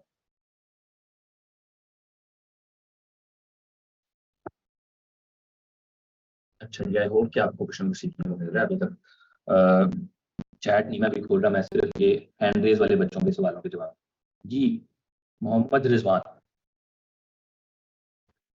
अच्छा सर, अगर क्लाइंट कहे कि हमने एनडीए फॉर्म आप पहले साइन करें और फिर मैं एक्सप्लेनर वीडियोस बनाता हूं, तो वो कहे हम आपको स्क्रिप्ट फिर दिखाएंगे अगर आप एनडीए फॉर्म पहले आप साइन करें। तो मैंने तो स्क्रिप्ट देखा नहीं, मेरे पास काफी इस तरह क्लाइंट आए हैं एनडीए फॉर्म वाले, और मैंने कभी भी ऑर्डर नहीं किया ये। तो मैं 3 साल से फ्रीलांसिंग कर रहा हूँ, तो अब इस सूरत में हमें क्या करना चाहिए? वो कहे कि हम स्क्रिप्ट ही नहीं आपको दिखा सकते, हमारा कॉन्फिडेंशियल है ये चीज। अच्छा, ये बड़ा अच्छा सवाल आपने पूछा, thank you so much, timely पूछा आपने। इस सवाल का जवाब है कि आप उसे एनडीए के पहले कह दें कि ठीक है मैं आपसे एनडीए साइन करूंगा, आप मुझे इन्फॉर्मेशन रिवील करेंगे, फिर हम काम करेंगे, लेकिन मैं आपको जो कोड है पैसों की, प्राइस की, वो मैं आपको आपका प्रपोजल देखने के बाद ही बताऊंगा। एनडीए में पहले साइन कर लेता हूँ, आप इन्फॉर्मेशन बाद में शेयर कर दीजिएगा। अगर हम काम करेंगे तो भी एनडीए विल स्टैंड ट्रू, अगर हम काम नहीं भी करेंगे फिर भी मैं आपकी कोई चीज डिस्क्लोज नहीं करूंगा। ये मेरा आपके साथ वादा है, ठीक है, ये मेरा आपके साथ कॉन्ट्रैक्ट है। लेकिन मैं काम करूंगा या नहीं करूंगा ये मैं बाद में डिसाइड करूंगा जब आप अपना ब्रीफ शेयर कर देंगे। तो आप ये सिंपली उसको एक मैसेज में कह सकते हैं। ठीक है सर। अच्छा, ये भी बड़ी एक इसका एक छोटा मैं आपको ना बड़ी खूबसूरत बात बताता हूँ इसके ऊपर, कि अगर इस तरह का भी कोई सिनेरियो आपके पास आ जाए ना, चैट जीपीटी इसका भी आंसर कर सकता है। मैंने इस पे पहले ट्राई नहीं किया, लेकिन हम लेट्स से चैट जीपीटी को कहते हैं, how do I tell my client that I am ready to sign NDA with them before seeing their project details, but I'll confirm if I'll work with them or not only after seeing the project details। ठीक है, अब ये मेरे exam में scenario है कि मुझे ये बताओ कि मैं अपने क्लाइंट को कैसे बताऊं कि मैं एनडीए तो साइन करने को तैयार हूं, लेकिन मैं आपके साथ काम करूंगा या नहीं करूंगा ये मैं आपके प्रोजेक्ट की डिटेल देखने के बाद बताऊंगा। ठीक है, हम सर्च करते हैं चैट जीपीटी, देखते हैं इस पे आंसर करता है या नहीं करता। कर देगा। उसने कहा you can communicate with your client by sending them a message और email that clearly states your intentions. Here is an example. Dear client, thank you for considering your project. I am willing to sign an NDA before reviewing any confidential project detail. However, please note that I will not be able to confirm whether I can work on the project after reviewing only after reviewing the project. If the project aligns with my expertise and availability, I will be happy to move forward with the project. Please let me know if you have any further questions or would you like to proceed with the NDA. Best regards, your name. पूरा उसने आपको email लिख के दे दी। Look at how powerful this is. ठीक है, मैंने परसों एक इसे ईमेल लिखवाई है, एक बंदा मुझे किसी ने रिकमेंड किया कि इसका डिजाइनर छोड़ के चला गया और ये एक बहुत बड़ी एजेंसी रन करता है, और तो तुम ना इसको ईमेल करो कि मैंने तुम्हें रिकमेंड किया है और तुम इसे कहो कि तुम्हारे डिजाइनर को मैं रिप्लेस कर देता हूँ। मैंने आके सिर्फ इस पे लिखा ChatGPT पे, please help me write an email for this person, बंदे का नाम लिखा, tell them that Ali referred me and I know that the designer has left, I would be more than willing to replace the designer, here are my expertise. मैंने थोड़ा सा input दिया 3-4 लाइनों का, इसने मुझे 8-10 लाइनों की खूबसूरत ईमेल ड्राफ्ट करके दी। तो look at the power of this tool. आपके सवाल से ये जवाब निकला है कि आपने जो सिनेरियो आपके ज़हन में था, आपने सिंपली आके उसको लिखा है, तो उसका जवाब आपको ChatGPT ने बना के दे दिया। आप यहाँ पे क्लाइंट का नाम लिखें, यहाँ पे अपना नाम लिखें और इसको भेज दें। अच्छा सर, एक क्वेश्चन कम्युनिकेशन में कितना हेल्पफुल है। जो बाकी एक सेकंड बाकियों से पूछ लूँ, इस चीज की समझ आएगी, और ये थोड़ी सी पावरफुल चीज है जिससे आपको सरप्राइज होना चाहिए। अगर आप नहीं हो इसका मतलब आप तवज्जो नहीं दे रहे लेक्चर पे। नहीं सर, आई गॉट इट। जी रिजवान। अच्छा सर, ChatGPT से रिलेटेड एक मैंने बात पूछनी थी कि ChatGPT से मैंने गिग की डिस्क्रिप्शन लिखवाई थी ना, और अगर हम 3-4 बार उससे डिस्क्रिप्शन लिखवाते हैं तो वो रिपीट कर देता है डिस्क्रिप्शन। हम उसको यूनिक कैसे कर सकते हैं? अगर मैं ChatGPT से डिस्क्रिप्शन लिखवाता हूँ और किसी और ने लिखवाई हुई, जी सर, ChatGPT से एग्जैक्ट डिस्क्रिप्शन उठा के ना डालें। ChatGPT इस तरह के बहुत ज्यादा टेक्निकल सिनेरियो जैसे कि गिग की डिस्क्रिप्शन, उसमें वो जनरली दुनिया में जैसे लोग लिख रहे हैं वैसे लिखना शुरू कर देगा। जैसा कि आप ChatGPT को लिखें कि मेरे फलाने क्लाइंट की ये जॉब है, इसके लिए मुझे प्रपोजल लिख दो, तो वो एक जेनेरिक सा प्रपोजल लिख देगा, जरूरी नहीं कि वो आपको जॉब विन करके दे। प्रपोजल राइटिंग पे ChatGPT यूज हो सकता है या नहीं हो सकता, गिग डिस्क्रिप्शन पे ChatGPT यूज हो सकता है या नहीं हो सकता, इसकी बात हम फ्यूचर में करें। इसमें एक डेडिकेटेड लेक्चर होगा, हो सकता है, लेकिन उस कंटेंट में आपको इंटेलिजेंट चेंजेस करने पड़ेंगे बेस्ड ऑन योर इंटेलिजेंस। ठीक है, जो ChatGPT जनरेट करेगा एज इट इज उसको कॉपी पेस्ट नहीं कर सकते। इस तरह के सिनेरियो में कर सकते हैं क्योंकि ये तो सिंपल कम्युनिकेशन है। ठीक है, कम्युनिकेशन में आप इसको एज इट इज भी यूज कर सकते हैं। और वही बात जो मैंने आपको उर्दू में बताई थी, इसने आपको बड़े अच्छे से इंग्लिश में लिख के दे दी। जी सर, थैंक यू सर। ठीक है, यूर वेलकम। मैं आपको म्यूट करके लोअर हैंड कर रहा हूँ। बहुत अच्छा सवाल था आपका। जी अमारा नौरीन। सर ChatGPT की कोई लिमिटेशंस है कि हम कुछ भी सर्च करेंगे इसमें चीजें जो हैं वो आ जाएंगी? कुछ ना कुछ ड्रॉबैक्स तो होंगे। 2021 के बाद अगर कोई हैपनिंग्स हैं तो उसकी इंफॉर्मेशन नहीं देगा। जैसा कि मैं इससे पूछता हूँ व्हाट्स द, ये लाइव एग्जांपल देख रहे हैं, what's the difference between iPhone 14 and 14 Pro Max। ठीक है, iPhone 14 Pro and 14 Pro Max। अब ये कहेगा जी iPhone 14 Pro Max अभी आए नहीं, या इस तरह का कोई जवाब दे देगा। As of my knowledge, cut off September 21, there is no iPhone 14 and most released yes. However, I can provide information difference between the iPhone 13 Pro and 13 Pro Max, which is the latest iPhone models. ऐसा नहीं है, iPhone 14 Pro के बाद आया September 2021 के बाद, इसलिए इसको नहीं पता। तो ये नए इवेंट्स के ऊपर आपको इन्फॉर्मेशन नहीं दे सकता। दुनिया में जो करंटली, जैसा कि मैं अभी से पूछूं कि how many people died in the Turkey, क्या से कहते हैं, अर्थक्वेक दैट केम इन 2023, ये नहीं जवाब दे सकता। ठीक है, तो ये लेटेस्ट इन्फॉर्मेशन पे जवाब नहीं देता। हाँ, लैंग्वेज से रिलेटेड कोई बात है, जैसा कि ये लैंग्वेज रिलेटेड बात थी, तो कितने अच्छे से आंसर कर दी। तो इस तरह के लिमिटेशंस हैं इसमें। और किसी बच्चे का सवाल देखा उसने, अब उसका जवाब जो है ना, अगर ये पूरा पढ़े आप तो आप हैरान हो जाएंगे कि ऑल्दो उसको नहीं पता कि iPhone 14 Pro एग्जिस्ट करता है, उसने कहा which are the latest iPhone, the main difference between the iPhone 13 Pro and 13 Pro Max are not। ठीक है, so उसने कहा कि ये फर्क है इसमें। तो 14 Pro जब मैक्स आएगा तो उसमें भी इसी तरह के डिफरेंसेस होंगे, क्योंकि जनरली एक पैटर्न है कि प्रो और प्रो मैक्स में ये डिफरेंस होते हैं। 12 Pro Max में ये थे, 13 Pro Max में ये थे, तो 14 Pro Max में भी इसी तरह के डिफरेंसेस होंगे। तो उसने अच्छा आंसर दिया फिर भी, ऑल्दो उसको पता ही नहीं है कि 14 Pro आया ही नहीं आया। तो इस तरह की लिमिटेशंस हैं इस मॉडल की। जी Saira, what is your question? अस्सलाम वालेकुम सर। सर मैं कुछ ये कॉन्ट्रैक्ट साइन के मुताबिक एक बात करना चाहती हूँ, can I share something? Sure. Sir मैंने 2020 के लास्ट पे मैंने टीचिंग स्टार्ट की थी आफ्टर एजुकेशन, BS बॉटनी के बाद। तो 2 मंथ में जब मेरी वहां पे मतलब हो गई थी, फिक्स हो गई थी, तब उन्होंने मुझे 1 साल का कॉन्ट्रैक्ट साइन करवाया था। वो 1 साल खत्म हो गया, जॉब अच्छी चली। 1 साल के बाद दूसरा साल आया तो हमने कॉन्ट्रैक्ट साइन नहीं किया था, जो न्यू आए थे उन्होंने कॉन्ट्रैक्ट साइन किया था। उसके बाद मेरा शौक हुआ कि मैंने ना ग्राफिक डिजाइनिंग सीखनी है, तो मैंने ग्राफिक डिजाइनिंग में अप्लाई किया, ये स्टार्ट करना शुरू कर दिया। तो मैंने कहा कि मैंने जॉब छोड़नी है, तो इस बात पे हमारे प्रिंसिपल ने टॉर्चर करना स्टार्ट कर दिया था, क्योंकि मैं बीमार हो गई। मैं बीमार हो गई थी तो मैं स्टेबल नहीं कर पा रही थी, बीमारी के बावजूद मैंने अच्छा स्टेबल किया क्योंकि मेरे पास हेडशिप थी स्कूल की। यानी हमने इतना अच्छा फीडबैक देने के बाद भी हमारी इज्जत नहीं थी। ऐसे ही है, अनफॉर्चुनेटली ये जॉब इंडस्ट्री में लोग एक्सप्लॉइट करते हैं और कॉन्ट्रैक्ट्स को बहुत ज्यादा एक्सप्लॉइट किया जाता है, which is a very sad thing. तो आई एक एम तो ग्लैड वो आप निकल सके उस सिस्टम से। सर हमारा कॉन्ट्रैक्ट 1 साल का था, आगे का नहीं था, उसके बावजूद उन्होंने बहुत टॉर्चर किया। फिर भी यहाँ के लोग स्टूडेंट वो उसी कॉन्ट्रैक्ट की बेसिस पे आपको धमकियां दे रहे होंगे ना कि पिछले साल में कॉन्ट्रैक्ट किया था आपने। यस सर उन्होंने मेरी 5 मंथ की तनख्वाह भी खा ली थी। और बस बेटा मैं समझ सकता हूँ, ऐसे बहुत लोगों की जाती होती है पाकिस्तान में, ज्यादातर लोग ऐसे ही लोग हैं जो उनके साथ जाती करते हैं। और स्कूल्स के सिस्टम में तो आप सोच नहीं सकते कितनी जातियां होती हैं। I am really sorry to hear this. I hope कि अब आप कुछ उससे बेहतर करती हैं जिंदगी में। अगर कोई बंदे के साथ जाती होती है या जुल्म होता है या कोई सेटबैक आता है तो उसको नई डायरेक्शन दिखाने के लिए होता है। जिंदगी में दरवाजे बंद इसलिए होते हैं कि अल्लाह ताला ने आपके लिए बेहतर दरवाजे रखे होते हैं, आपके लिए बेहतर दरवाजे खोले। आपको उन रस्तों पे चलना पड़ता है, उन रस्तों पे यस पहुंचने के सर, लिए दरवाजे बंद होना जरूरी होते हैं। वो ना बंद हो तो आप सही दरवाजों तक पहुंच नहीं सकते। तो इसलिए डिसहार्ट ना हो। इट्स ऑल राइट, जिंदगी में सर मैं इसलिए नहीं हूँ, मैं खुश हूँ कि मैंने इसमें फ्रीलांसिंग में आई, लेकिन मैं माशाल्लाह इसमें टॉर्चरेंस नहीं है, बेशक अर्निंग हो या ना हो, परेशानी लेकिन टॉर्चरेंस नहीं है। 100% बात है, 100% बात है।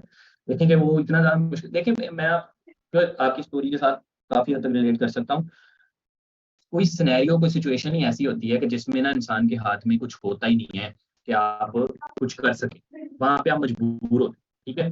तो वो मजबूरी की सिचुएशन में सब्र के साथ काम लेना जो है ना वो हमें सिखाया जाता है एज मुस्लिम्स। क्या आपकी जिंदगी जी में कोई मुश्किल आ गई तो आप सब्र करें, क्योंकि सब्र करने वाले के साथ कौन है? अल्लाह। और अल्लाह से बड़ा कोई कंपेनियन नहीं, अल्लाह से बड़ा कोई कंपेनियन हो ही नहीं सकता। तो इस तरह के जी मामला बिल्कुल होता सर। है। मैं अब कोई और बंदा हो, आपको कहेगा कोई मसला नहीं, लड़ाई कर लेती, आप जंग कर लेती। कोई सिनेरियो होता है बंदा लड़ाई कर ही नहीं सकता। कोई सिनेरियो ऐसा होता है बंदे के हाथ पांव होते हैं।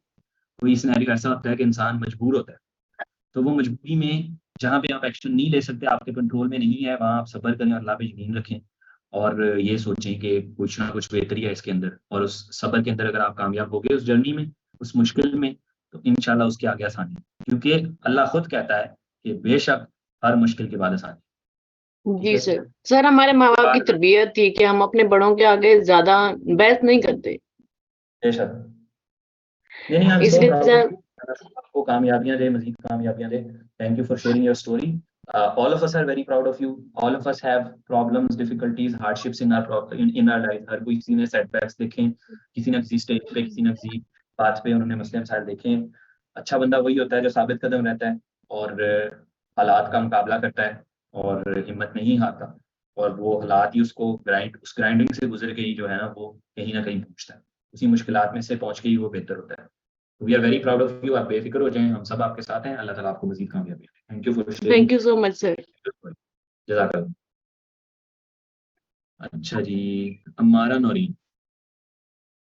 सर ये जो पहले जो सिस्टर बात कर रही थी सर, ये बहुत परेशान थी।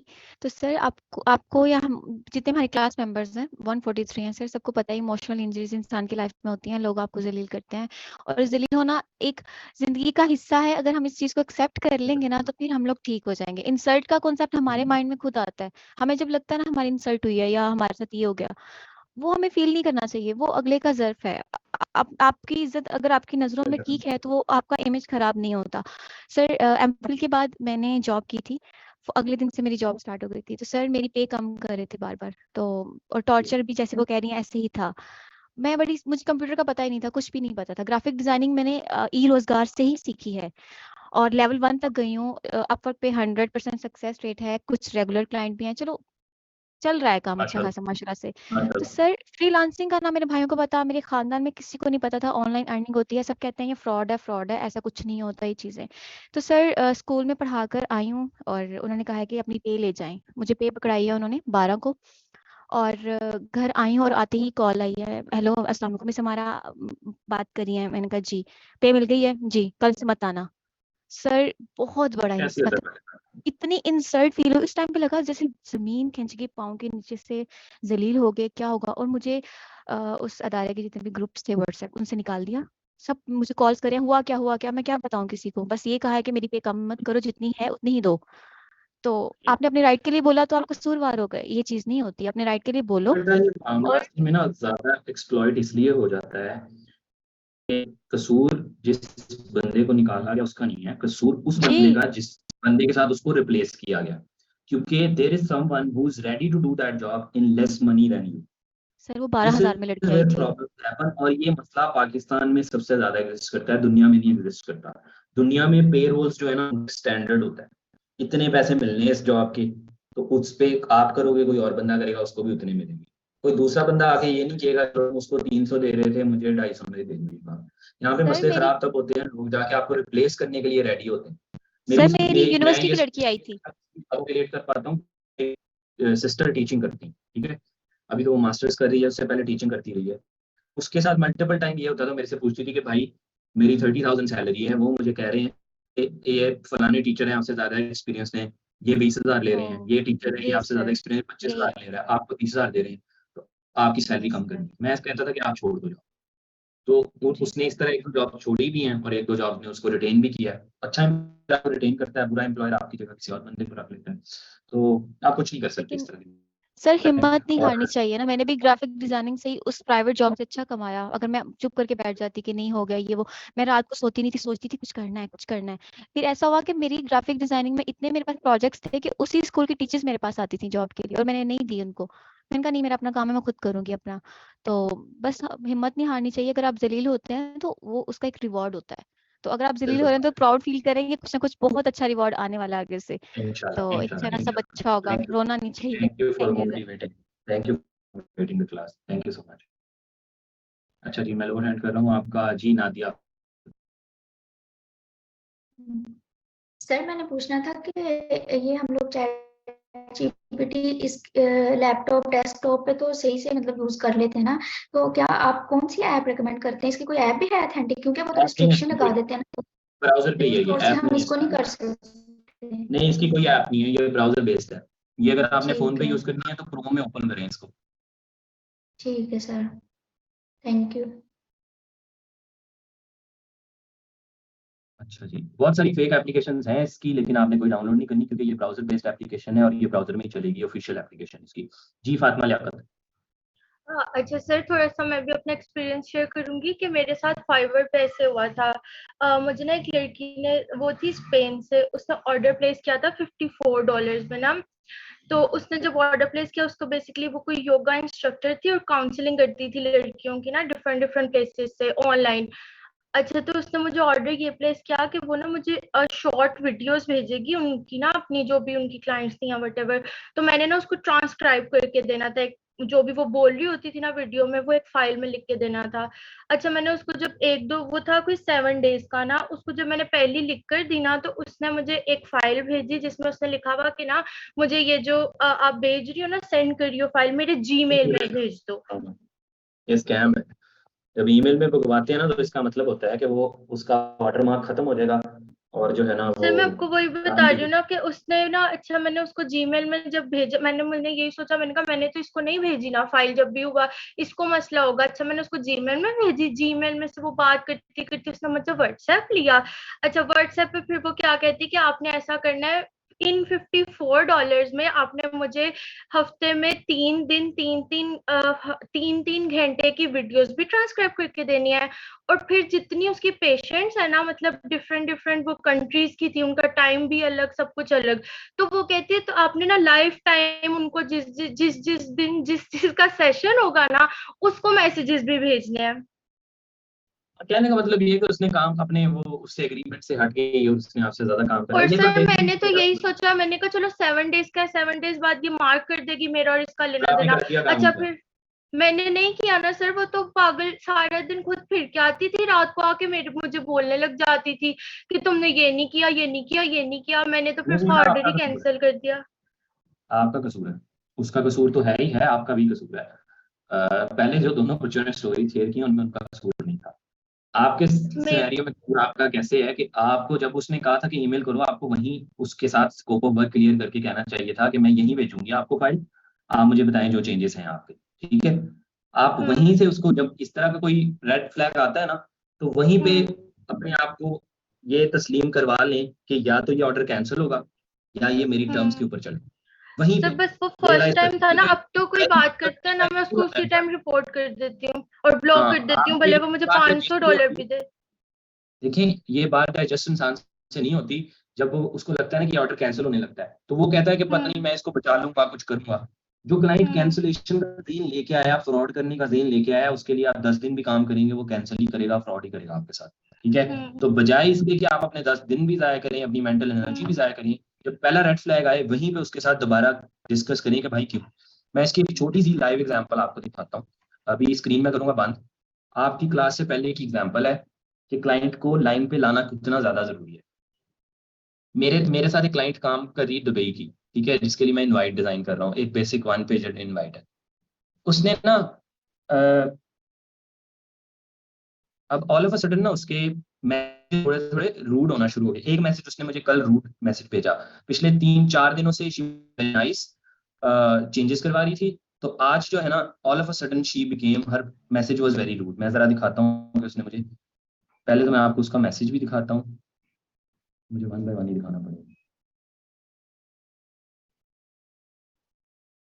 जिसके मैं 1 सेकंड मैं ओपन करता हूँ फिर स्क्रीन शेयर करूँ।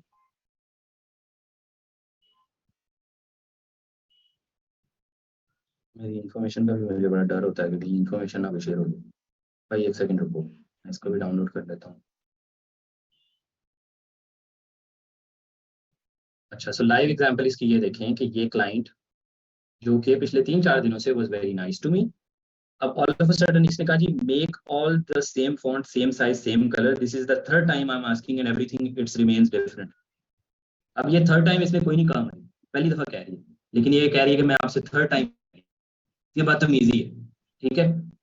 ये सिर्फ बदतमीजी नहीं है, ये इस डायरेक्शन में ऑर्डर जाने लगा है कि ये मेरे से अब रूड होना शुरू हो जाएगी। हालांकि पहले बड़ी नाइस होकर इसने मेरे से चेंजेस करवाए हैं, 2-3 जितने भी करवाए हैं, थर्ड या फोर्थ चेंज चल रहा है, बेसिक चेंजेस है, कोई खास ज्यादा मसला नहीं है। लेकिन all of a sudden she said ये थर्ड टाइम कह रही हो आप, तो मैंने इसको पता क्या रिप्लाई दी, ये क्या आप अपने क्लाइंट को कैसे ट्रैक पे लाते हैं। मैंने इससे पहले तो इसने कहा कि बैकग्राउंड चेंज करके ये वाला लगा दो, मैंने कहा सॉरी मैं वो वाले सर्कल्स नहीं क्रिएट कर सकता, आप जो बैकग्राउंड भेज रही है मुझे वो एडिटेबल फॉर्मेट में दी, जो बैकग्राउंड मैंने बनाया उसमें मैंने 1 घंटा लगाया, ठीक है। एडिटेबल बैकग्राउंड देंगी तो मैं ऐड करूंगा, मुझे किसी और का डिजाइन का बैकग्राउंड उठा के कहती ये कर लो, मुझे क्या पता वो कहाँ से लिया आपने तस्वीर उठा के, मैं वो तो नहीं लगा सकता, उसमें सारा कंटेंट है, वो कैसे रिमूव करूं। दूसरा मैसेज मैंने कहा your comments are a little rude all of a sudden, I am not sure what I did wrong, you didn't ask 3 times to make the font same as content person, we were updating layout earlier, this is not going in your desired direction, I can give you a full refund and we can part ways on a positive note, I'm putting my best efforts into the work and if at the end it cannot guarantee me a positive feedback, it will be a loss for me। मैंने उसे clearly कहा कि भाई तुम अचानक से rude क्यों हो गई हो, कुछ गलत नहीं किया तुमने, मुझे तीसरी दफा नहीं कहा, हम तो पहले लेआउट पे काम कर रहे थे, कॉन्ट्रैक्ट पे हम काम ही नहीं कर रहे थे, तो अगर ये तुम्हारी डिजायर्ड डायरेक्शन में नहीं जा रहा तो मैं तुम्हें पूरा रिफंड देता हूँ, तुम जाओ यहाँ से, मैं बेस्ट कर रहा हूँ, अगर मुझे एंड पे पॉजिटिव फीडबैक ही नहीं मिल रहा उसका तो फिर मैं क्यों मेहनत कर रहा हूँ। ये मैंने इसको मैसेज किया। अब इसका रिप्लाई भी मैं आपको दिखाता हूँ, स्क्रीन शेयर 1 सेकंड मुझे बंद करें। कहने का मतलब ये कि क्लाइंट जब डी ट्रैक हो, मुझे शक पड़ गया था कि ये इवेंचुअली कैंसिल ना करवा दे, मुझे एक रेड फ्लैग मिला था, तो मैंने उसी रेड फ्लैग पे चीजें क्लेरिफाई की। तो अब इसका अगला मैसेज मैं आपको दिखाता हूँ, स्क्रीन शेयर करूंगा 1 सेकंड, पहले मैं इसको वो कर लूँ, मैं अपने क्लाइंट का डिटेल हाइड कर लूँ और अपनी स्क्रीन मेरी शेयर तो नहीं है, तो ये बड़ा बड़ा खतरनाक काम है लाइव के ऊपर ये चीजें दिखाना। अब मैंने उसको ये उसका रिप्लाई आया, hey where it was taken rudely, I am sorry if it was taken negatively, ठीक है, साथ ही लाइन आई एम सॉरी कह दिया उसने साथ ही। अगर मैं उसे ये ना मैसेज करता, मुझे पक्का यकीन है कि मजीद आगे से आगे रूड होते जाना था मेरे साथ। If you go through my feedback from before I mentioned कि that's all. It's going really well and of course I will give positive feedback. I think your work is great. Confused where this came from. I will get you the background photo. अब उसे background photo भी देगी मुझे खुद। Let's work on the text so we just need to simply put the background photo once done. सारी चीजें मैंने ये कॉन्वर्सेशन स्टार्ट क्यों की थी, क्योंकि मुझे पता था कि ये होने लगी है कॉन्वर्सेशन, तो इसलिए कम्युनिकेशन बहुत ज्यादा जरूरी है। लाइव अपनी आज की चैट दिखाई है मैंने आपको, आपकी क्लास से पहले की चैट, ये मेरी 2:30 बजे चैट हुई है इस क्लाइंट के साथ, टाइम इसके ऊपर मेंशन होगा अगर आपने गौर किया, 2:29 पे ये मैसेज उसका है, तो ये 2:30 बजे मैं उसके साथ ये बात कर रहा था। कहने का मतलब ये है कि क्लाइंट जब ही आपको लगे कि डी ट्रैक चीजें होने लगी हैं तो अपने कान खड़े कर ले। पहली बात, आप अलर्ट हो जाएं कि क्या ये क्लाइंट ऐसा तो नहीं है जो कि इवेंचुअली मेरी 10-15 दिन मजीद बर्बाद करेगा और फिर मुझे बैड फीडबैक दे देगा या फिर एंड पे आके ऑर्डर कैंसिल करवा लेगा। अगर इन दोनों में से किसी भी डायरेक्शन में ऑर्डर जा रहा है तो आज क्लैरिफाई करें। आज कैंसिल करना बहुत बेहतर है बजाय इसके कि 10 दिन मजीद जाया हो, टाइम भी जाया हो, एफर्ट्स भी जाया हो, मेंटल एनर्जी भी जाया हो और बाद में आपको दुख भी ज्यादा हो। आपकी एसोसिएशन भी उतनी बढ़ती जाएगी ना, जितने चेंजेस करेंगे उतनी आपकी इमोशनल इन्वॉल्वमेंट बढ़ती जाएगी और इवेंचुअली कैंसिल होगा तो इट विल हर्ट यू। तो cancel it before it gets to that. तो इसलिए इट्स वेरी इंपॉर्टेंट कि शुरू में ही जैसे ही आपको कोई एक रेड फ्लैग मिले, जैसे ही आपको कोई एक मसला नजर आए, फौरन से उसके साथ क्लैरिफाई करें चीजें और फौरन से चीजों को वापस ट्रैक के ऊपर ले। ठीक है, आई होप कि ये वाला पॉइंट आपको समझ आया होगा। अपनी लाइव चैट सिर्फ इसलिए खोल के दिखाइए आपको कि आपको लाइव एग्जांपल उसकी सामने नजर आए। ये सारे बच्चों के लिए chat is open for a minute. मैं बोल बोल के थक गया, मुझे थोड़े स्पीकिंग पॉइंट्स दो, अभी वो वाला हमारा टॉपिक खत्म नहीं हुआ। जी मोहम्मद रिजवान। अच्छा सर, मैंने ये पूछना था कि डिजिटल प्रोडक्ट्स के ऊपर थोड़ा सा मुझे आपसे कुछ गाइडेंस चाहिए थी। वो उस पे लाइक इन्वेंटो एलिमेंट्स है मेरे पास, उसकी सब्सक्रिप्शन है, वो मैं यूज करता था अपने प्रोमोज वगैरह बनाने के लिए, आफ्टर इफेक्ट वगैरह के टेम्पलेट्स के लिए। उस पे उसके ऊपर एक्सटी की भी पड़ी हुई है टेम्पलेट्स। तो हमें अगर मैं उसको एज इट इज डाउनलोड करता हूँ और उसके साथ लाइसेंस भी डाउनलोड होता है, तो उसके ऊपर सिर्फ कलर और टेक्स्ट चेंज करके हम, क्योंकि हम वो कैटेगरी वाइज लाइक किसी ने रियल स्टेट की बनवानी है, तो हम एज इट इज डाउनलोड करके उसके कलर वगैरह चेंज करके हम दे सकते हैं उसको। ज्यादा अगर हम चेंज नहीं करते क्योंकि उसके साथ तो लाइसेंस भी डाउनलोड हो रहा है। वो तो आपने बताया था कि अगर तो उसको और उसे बताओ कि मैंने यहाँ से परचेज करके चेंजेस किए, क्योंकि परचेज करने के बाद भी वो डिजाइन आपका नहीं हो जाएगा। लाइसेंस साथ आने का मतलब ये है कि लाइसेंस भी दो किस्म के होते हैं। एक होता है फुल एक्सेस लाइसेंस, वो बहुत महंगा आता है। किसी भी डिजाइन का full access license hundreds of dollars का होता है। वो आपको इजाजत दे देता है कि अब आप उसको बगैर किसी एडिट के एज इट इज भी बेच सकते हैं और वो सिर्फ आपके पास है। वो फुल एक्सेस लाइसेंस आपको मिल गया। एक होता है कि यूजेज का लाइसेंस। यूजेज का लाइसेंस डजंट गारंटी कि अब आप उसको आगे बेच सकते हैं। कमर्शियल लाइसेंस होता है वो जो कि आपको आगे बेचने की एक्सेस देता है। ये लाइसेंसिंग के ऊपर तो खैर पूरी सेपरेट डिस्कशन होनी चाहिए, लेकिन नॉर्मल वाला लाइसेंस सिंपल जो आ रहा है, जो आपने लेट्स से एक महीने की सब्सक्रिप्शन आप देते हैं $50 की, या साल की सब्सक्रिप्शन देते हैं आप $300-400 की।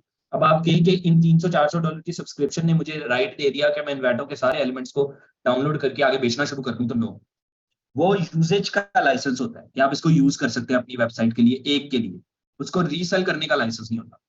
तो रीसेल करना है अगर आपने, तो आपको वो सारे के सारे चेंजेस वो करने पड़ेंगे जो चेंजेस मैंने क्लास में रिकमेंड किए। वरना आप क्लाइंट को बताएंगे कि ये यहाँ से परचेस करके इसमें ये चेंजेस किए मैंने, दैट्स इट। सिर्फ बता देने से भी वो क्लियर हो जाएगा। अगर क्लाइंट को इससे कोई मसला नहीं है तो फिर आपको भी कोई मसला नहीं। लेकिन अगर आप क्लाइंट को कहने में रखिए, वहां से डाउनलोड करके चुप करके क्लाइंट को वो चिपका दें, क्लाइंट को 2 महीने के बाद पता चले कि जो आपने डाउनलोड करके यूज कर लिया वो काम जिसके लिए उसने $500 पे किया, आपने वो $20 में डाउनलोड किया था, तो क्लाइंट आपके ऊपर उस वक्त भी आके एक्शन ले सकता है। फाइवर वालों को कह के ऑर्डर कैंसिल करा सकता है, रिफंड ले सकता है, या आपके ऊपर केस कर सकता है वर्स्ट केस सिनेरियो में कि आपने मुझे फ्री का काम डाउनलोड करके या $20 का काम डाउनलोड करके $500 का बेचा। लेकिन सर इसके ऊपर ये अगर मैं ये एक लाइन पढ़ दूं, this license certificate documents are license to use the item listed below on a non exclusive commercial world wide revocable basis for one single use for the registered project. इसका सर मुझे kindly guide कर दें, क्या कहा है इसमें? Screen share करके दिखाओ या फिर ये कॉपी पेस्ट करो पूरा कंटेंट। एक लाइन से मैं नहीं कह सकता। एक लाइन जो है ना, कभी कभी एक लाइन आपको बड़ी ज्यादा गलत फहमी में डाल देती है। हाँ, स्क्रीन शेयर की एक्सेस दूं? नहीं सर, मैं कॉपी पेस्ट कर देता हूँ, वो मेरा दूसरे पीसी पे करेगा हाई कोर्ट में। बड़ा अच्छा सवाल पूछा है। तो क्लाइंट केस आपके लाहौर हाई कोर्ट में तो नहीं करेगा। क्लाइंट का सिर्फ ये कह देना कि मैं आपके पे केस करूंगा, यही बहुत बड़ी बात है। आपको उस सिनेरियो पे लेके नहीं जाना। वो किधर करेगा किधर नहीं करेगा वो आपकी डिबेट ही नहीं। आई होप, मुझे पता है कि पाकिस्तान का लॉ उस तरह से स्ट्रांग नहीं है, कॉपीराइट के ऊपर तो बिल्कुल भी नहीं है। शायद वो आपकी FIR भी ना लिखेंगे यार उसने मेरा लोगो रीयूज। अगर ये इतने स्ट्रांग होते तो बट कढ़ाई आपको 1, 2, 5 नजर आती, 1500 बट कढ़ाई एक बोर्ड पे, एक ही दुकान के साथ 15 बट कढ़ाई खुली हुई, असल बट कढ़ाई, एक नंबर बट कढ़ाई। निकालों से होशियार रहे। इसी तरह पता नहीं जो भी चीज मशहूर होती है उसकी 25 कॉपीज बन जाती है। तो पाकिस्तान में अनफॉर्चुनेटली कॉपीराइट के लॉज नॉन एग्जिस्टेंट है। ये सबसे बड़ी एग्जांपल इसकी है सोन हलवे की। आप मुल्तान चले जाएं, 25,000 दुकानें हैं, हर एक हाफिज का असली सोन हलवा है। सबसे बड़ी एग्जांपल ऑफ सोन हलवे की है। There are millions of people selling sohan and everybody claims that we are the original ones. तो ये तो हमारा सिनेरियो है। तुम मैकडॉनल्ड खोल के दिखाओ जरा, जाओ लाहौर में मैकडॉनल्ड खोला होगा, उसके साथ मैकडॉनल्ड खोल लो, उसका नाम रख लो McDonald by Mohammad Rizwan. McDonald वाले एक दिन में तुम्हारी बिल्डिंग सर मैं वैसे ना एनडीए फॉर्म से भी एक रिलेटेड बात करने लगा था कि सम टाइम ये होता है कि आपको एनडीए फॉर्म फिर भी करना पड़ता है साइन, आपको पता भी होता है, आपको बीच में टर्म्स नहीं पता होती। I was doing job in E libraries Punjab as a coordinator. तो सर उन्होंने ना उस पे लिखा हुआ था प्रोजेक्ट लाइफ, ये ई रोजगार के साथ ही शुरू हुआ था ई लाइब्रेरीज पंजाब का। वो पूरी तो सर वो ना उस पे लिखा हुआ था प्रोजेक्ट लाइफ। 2 साल बाद 2.5 साल बाद वो कहते हैं कि जी आपकी जॉब तो खत्म हो गई, हम तो रीहायरिंग कर रहे हैं। हम लोग प्रोजेक्ट लाइफ का मतलब ये समझे कि शायद वो कह रहे हैं कि ये लाइफ टाइम मतलब आपकी जॉब नहीं, आप गलत समझे हो। प्रोजेक्ट लाइफ का मतलब होता है जब तक प्रोजेक्ट चलेगा तब तक आपकी जॉब। आप क्या, आपकी का मसला है उसमें। प्रोजेक्ट लाइफ, मेरा ई रोजगार के साथ कॉन्ट्रैक्ट प्रोजेक्ट लाइफ का ही था शुरू से। अब तो मैं ट्रेनर पे हूँ, हमारा कॉन्ट्रैक्ट फर्क है। अब हमारा प्रोजेक्ट लाइफ से भी शॉर्टर है। जब मैं ई रोजगार में हेड ऑफिस में क्रिएटर था, मेरा कॉन्ट्रैक्ट था प्रोजेक्ट लाइफ का। ई रोजगार 2019 में खत्म होने लगा था, तो अगर खत्म हो जाता तो मेरी जॉब उधर खत्म हो जाती। 20 में खत्म होने लगा था, अगर खत्म हो जाता तो वही जॉब खत्म हो जाती। ये तो प्रोजेक्ट लाइफ मींस जब तक प्रोजेक्ट चलेगा तब तक चलेगी। अब उन्होंने आपको घर से तो जेब से तो सैलरी देनी नहीं है, बट प्रोजेक्ट की लाइफ का मतलब होता है कि गवर्नमेंट ने इतने टके इसके फंड्स एलोकेट किए हों। जब गवर्नमेंट उसके फंड्स रोकती है तो प्रोजेक्ट बंद हो जाता है। नहीं सर वो भी अच्छा हुआ, अगर वो ना होता तो मैं फ्रीलांसिंग नहीं कर रहा होता। फ्रीलांसिंग से जो भी होता है जिंदगी में अच्छे के लिए होता है। चैट जो है ना, इसमें बहुत खलबली मच की है मेरे लिए, ट्रैक करनी मुश्किल हो जानी है। 15 मिनट का लेक्चर अभी पड़ा है। सर मैंने लास्ट पे एक मैसेज किया है, वो काइंडली चेक कर लीजिएगा। लास्ट पे मेरा आ रहा है इस लाइसेंस सर्टिफिकेट डॉक्यूमेंट्स। ये मैं देखता हूँ, मैं पहले तो ये देख लूँ। पहले सवाल है, मैं भी शहजादी का 5:12 पे वहां से शुरू करूंगा। सर मैं ऑलरेडी चैट जीपीटी पे काम कर रही हूँ, मुझे वेट था कि चैट जीपीटी का किस दिन लेक्चर होगा। मसला ये है, मेरा वाइवा है PM to 6 PM, मेरी कल की क्लास मिस हो जाएगी। मुझे क्लास में ये आप एक मेरा फीडबैक दे दें, फ्राइडे क्लास में चैट जीपीटी से रिलेटेड क्या किया था। कल मोस्ट प्रॉब्ली चैट जीपीटी की बात नहीं होगी, आज ही होगी। कल हम कुछ और पढ़ेंगे। क्लाइंट केस कहाँ करेगा, ये मैंने पढ़ लिया। Sir is there any tool to get any companies lay off employ data? Not sure, होगा कोई ना कोई, सर्च करें। अच्छा जी, बाबा कुल्फी भी एक अच्छी है। बाबा कुल्फी भी इतने ज्यादा है। हाफिज का सोन हलवा सबसे बड़ी एग्जांपल है पाकिस्तान की। सर आपकी रियल बहुत मजे की होती है, थैंक यू सो मच। अर्तुगुल पापड़ स्टार एकेडमी वाले भी, यस। कोयटा होटल भी, एग्जैक्टली हर शहर में Quetta hotel. This license certificate documents are license to use this item listed below on a non-commercial worldwide and revocable basis for one single use। एक single use तो भाई, एक सिंगल यूज तो आपने डाउनलोड करके कर लिया, अब आप उसको बेच के क्लाइंट दे तो सेकंड सिंगल यूज हो गया। खैर एक सिंगल यूज इस किसी हद तक ये ठीक है कि एक क्लाइंट को बेचेंगे, लेकिन हाउ कैन यू गारंटी कोई आगे नहीं बेचेगा? तो उस क्लाइंट को ये बताना पड़ेगा कि this is for one single use, उसको ये लाइसेंस साथ देना पड़ेगा, फिर ही वो वन सिंगल। और वो इस बात पे एग्री नहीं करेगा। जब आप उसे कहेंगे ना वन सिंगल यूज, वो भाग जाएगा उधर से, वो कहेगा भाई वन सिंगल यूज का कोई सीन ही कोई नहीं, मैं तुम्हें पैसे पे कर रहा हूँ, मैं मिलियन टाइम यूज करूंगा। सर अब खत्म होने लगा ये रोजगार, क्योंकि अभी एडमिशन ओपन हुए हैं, तो उसमें नीचे से लिखा हुआ था ये last admission. I don't know sir, उनको कैसे पता चलता है कि वन टाइम यूज हुआ है या ज्यादा? उनको पता नहीं चलता। यहाँ पे आपकी अपनी एथिक्स की बात है। बेटा जुगाड़ लगाना, बेवकूफ बनाना हर चीज का सोल्यूशन है दुनिया में, लेकिन जब मैंने आपको उसका एक अच्छा तरीका बताया, एक जुगाड़ ही था लेकिन वो एक अच्छा तरीका था कि आपने डिजाइन किया इंस्पिरेशन के तौर पे, वो सारे चेंजेस किए जो मैंने आपको बताए हैं, फिर वो आपका डिजाइन बन गया ना, उसको आप यूज कर सकते हो। तो वो है एथिकल तरीका। नॉन एथिकल तो फिर लाख चीजें हैं। हम वाटरमार्क कैसे रिमूव करते हैं, हम फ्री में सब्सक्रिप्शन कैसे लेते हैं, हम पायरेट कैसे करते हैं, क्रैक कैसे करते हैं, इस तरह की तो लाखों चीजें जिनको मैं प्रीच नहीं करता। हम उसको तो जस्ट वीडियो देंगे, हम कौन सा सोर्स फाइल देंगे? जी आप उसको वीडियो दे सकते हैं, उसमें कोई मसला नहीं। वीडियो के अंदर आपने कुछ स्निपेट्स यूज किए हैं इंटरनेट से लाइसेंस्ड डाउनलोड करके, तो वो स्निपेट्स आप उसकी वीडियो में यूज कर सकते हैं, इसमें नहीं है मसला। सर ने भी कहा था सोशल मीडिया मार्केटिंग वाले सर ने भी कि मे बी ये लास्ट को या नेक्स्ट ये पेड हो जाए। अच्छा छोड़े, हमारी ये डिबेट नहीं है, हमारी डिबेट हमारा बैच अभी चल रहा है और हम इसकी बात कर रहे हैं। सो हमारे 12 मिनट रह गए हैं। Let's wrap this up. हम लास्ट क्वेश्चन मैंने उससे पूछा है, दो क्वेश्चन और हैं आगे, जरा कुछ क्लीन को भी समझ लें।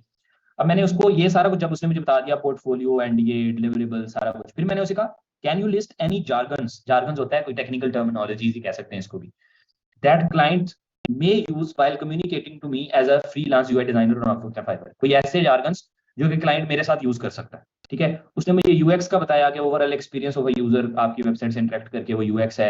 यूआई क्या है जी कि आपकी यूआई एलिमेंट्स। ठीक है, रिस्पॉन्सिव डिजाइन क्या है कि मल्टीपल डिवाइसेस पे, प्रोटोटाइप वायरफ्रेम उसने मुझे दोबारा बता दिया। पिक्सल परफेक्ट ये चीज है, ये सुनने। पिक्सल परफेक्ट का मतलब होता है a design approach that ensures that every element of the design aligns perfectly with the pixel grid. अब लोग कहते हैं अक्सर गिग्स के अंदर जो है ना ये टर्मिनोलॉजी यूज हुई होती है, I design a pixel perfect UI, तो बच्चों को लगता है शायद ये कोई टेक्निकल सॉफ्टवेयर है जिस पे बनेगा। नो, एक पिक्सल ग्रिड जिसके ऊपर आपने बॉक्स लाइंस बना ली राइट टू लेफ्ट और टॉप टू बॉटम, और फिर हर चीज आपने लाइंस के अकॉर्डिंग अलाइन की, उसको पिक्सल परफेक्ट कहा जा सकता है। या आपका अगर टेक्स्ट यहाँ से शुरू हो रहा है तो पूरी वेबसाइट में टेक्स्ट यहाँ से शुरू होगा। ठीक है, ऊपर से लेके नीचे तक हर पिक्सल बाय पिक्सल आपकी अलाइनमेंट ठीक होगी, तो परफेक्ट अलाइनमेंट कह सकते हैं आप इसको। Perfectly aligned design is a pixel perfect design, जिसमें हर अलाइनमेंट पर्पसफुली की जाए और परफेक्टली की जाए, ऊपर नीचे ना हो कोई चीज, पिक्सल बाय पिक्सल। अच्छा जी, ब्रांडिंग आपको पहले ही पता है। इसी तरह टाइपोग्राफी का, विजुअल डिजाइन का, यूआई किट का, लैंडिंग पेज का, कन्वर्जन रेट, ये कन्वर्जन रेट बता देता हूँ। लैंडिंग पेज की इसने क्या डेफिनेशन दी है वो भी देख लेते हैं। इसने कहा जी कि landing page is a web page that is design to encourage a specific action such as signing up for a newsletter, buying a product, इसको लैंडिंग पेज कहा जाता है। Conversion rate, the percentage of website और app visitors who take a desired action. आपकी website पे कोई बंदा आया, उसने बाय नाउ के बटन पे क्लिक कर दिया, 100 बंदा आया, 2 बंदों ने बाय नाउ पे क्लिक किया, तो आपका कन्वर्जन रेट 2 है, 2%। 100 में से 2 बंदे बाय करते हैं आपकी आइटम। ठीक है, call to action above the fold, ये भी एक टेक्निकल टर्म है जिसको पता होना चाहिए आपको। अबव द फोल्ड होता है कि the portion of a website और app that is visible without scrolling, यानी कि टॉप पे जो नजर आता है, बाकी तो स्क्रॉल करके नीचे नजर आता है। तो ये वाला जो है ना अबव द फोल्ड, इतना इतना एरिया इस वेबसाइट का अबव द फोल्ड है, बाकी इसके नीचे जाके आता है जब मैं इसको स्क्रॉल करता हूँ। अच्छा जी, ये मैं कॉपी पेस्ट कर देता हूँ अगर आपको इसकी जरूरत पड़े, वैसे जरूरत पड़नी नहीं है, ये बिल्कुल सिंपल से सवाल है। मैं इसमें डॉक्यूमेंट फाइल में ही ऐड कर रहा हूँ और ये डॉक्यूमेंट फाइल आपको एंड में मैं दे भी दूंगा जस्ट फॉर योर अंडरस्टैंडिंग। लेकिन बेहतर ये है कि आप पर्पस समझें सॉफ्टवेयर को यूज करने का, और ये चीजें आप जाके खुद एक्सपेरिमेंट करें उस सॉफ्टवेयर पे, आप खुद सीखने की कोशिश करें। इसमें मजीद लेक्चर्स भी होने हैं फ्यूचर में चैट जीपीटी पे, इसके फायदे हम मजीद भी देखेंगे क्या क्या हो सकते हैं। अच्छा, सो अब हमारा जो लास्ट है वो वाला देख लें, ये जरा बेहतर है जवाब, ये वाला जवाब बड़ा अच्छा है। अब अभी मैंने उसे कहा great, can you please include technical parts of the design like sizing, format, content, images to use, text copy, इस तरह की चीजों के बारे में भी मुझे बताओ। उसने कहा श्योर। अब उसने सबसे पहले स्क्रीन रेजोल्यूशन बताई कि number of pixels on a screen typically measured with a width and height, जैसा कि 1920 बाय 1080। डीपीआई क्या होता है, dots per inch, the number of dots that a printer और screen can display in 1 inch. ये web में use ही नहीं होता, ये प्रिंट में यूज होता है। इमेज फॉर्मेट क्या है जी, PNG, JPG, GIF, SVG. Image resolution क्या है जी, कि नंबर ऑफ पिक्सेल्स उसकी विड्थ और हाइट में। इमेज का साइज भी डिमेंशन में होता है, इसी तरह कि कितनी बड़ी तस्वीर है, कितनी छोटी तस्वीर है। टेक्स्ट कॉपी क्या होता है, रिटन कंटेंट, किसी भी डिजाइन में हेडिंग्स, बॉडी का कंटेंट, कैप्शंस, इस सारे को टेक्स्ट कॉपी कहा जाता है। जो टेक्स्ट यूज होता है आपके डिजाइन में उसको टेक्स्ट कॉपी कहा जाता है। जैसे क्लाइंट आपको कह सकता है I will provide you text copy, अब आपने कंफ्यूज नहीं होना, टेक्स्ट कॉपी का मतलब है कि डिजाइन में जो टेक्स्ट यूज मैं आपको प्रोवाइड करूँ। फॉन्ट आपको ऑलरेडी पता है, कलर पैलेट पता है आपको, ये आपको पता है, अरेंजमेंट होती है। इसी तरह मॉकअप, उसी डिजाइन की रियलिस्टिक प्रेजेंटेशन, सेपरेट लेक्चर होगा तब आपको समझ आ जाएगी क्या होता है। उसी डिजाइन की realistic presentation, mobile app design की और उस एप्लीकेशन की स्क्रीन को मोबाइल के अंदर तस्वीर के अंदर लगा के दिखा दिया आपने, तो वो मॉकअप हो गया। स्टाइल गाइड आपको पता है, सीएमएस ये टेक्निकल टर्मिनोलॉजी है, जैसा कि वगैरह, ड्रूपल वगैरह, इनको सीएमएस कहा जाता है। तो क्लाइंट कह सकता है I need a website design for a CMS, तो इसका मतलब है कि वो जो डिजाइन बनेगा वो वर्डप्रेस और ड्रूपल में इवेंचुअली डेवलप होगा, ये कोई चीज चेंज नहीं होगी, आप डिजाइन ही करेंगे। कॉन्सेप्ट डिजाइन, नेविगेशन, ये सारा कुछ पहले ही पता।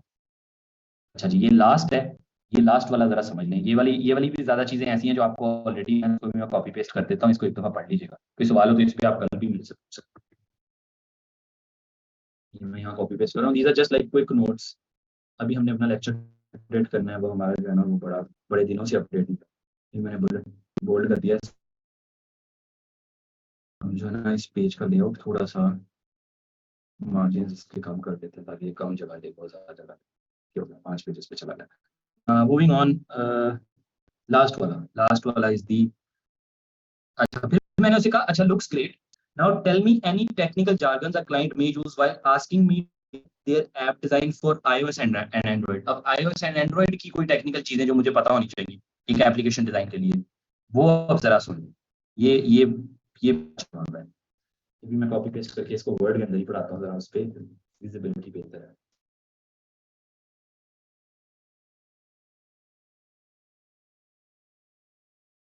अच्छा जी, उसने कहा जी iOS ह्यूमन इंटरफेस गाइड। आप गूगल करेंगे आपको एप्पल वालों ने एक ह्यूमन इंटरफेस यानी कि यूआई की इंटरफेस गाइडलाइन।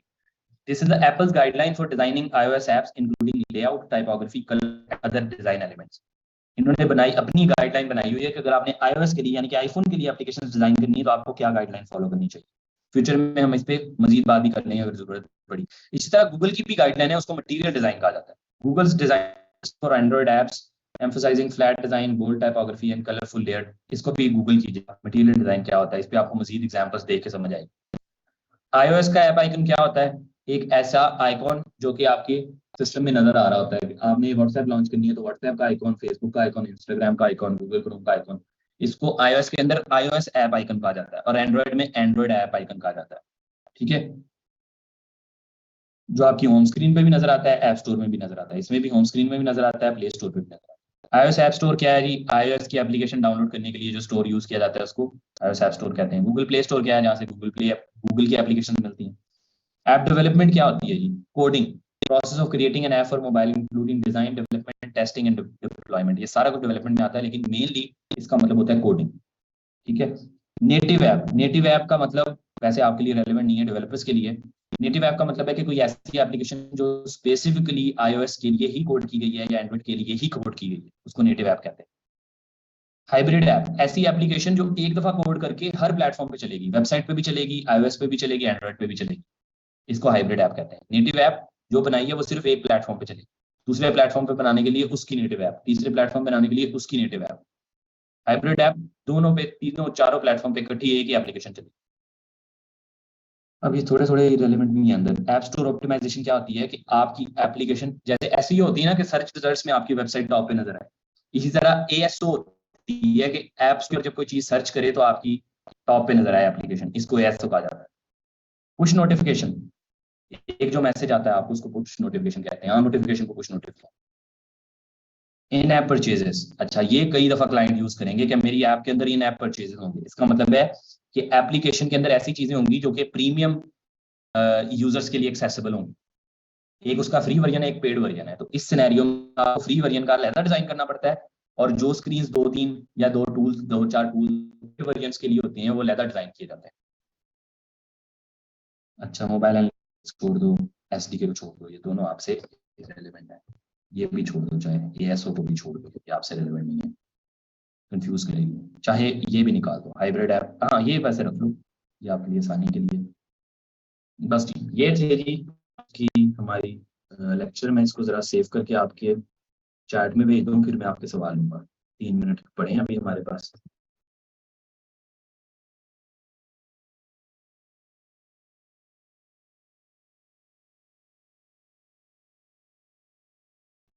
इसका नाम है रख दिया, चैट GPT ने हमें पढ़ाया जी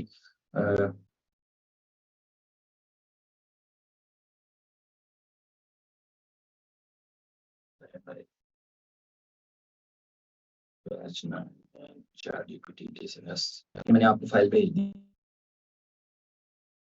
ये क्या डिस्क आयो एरर,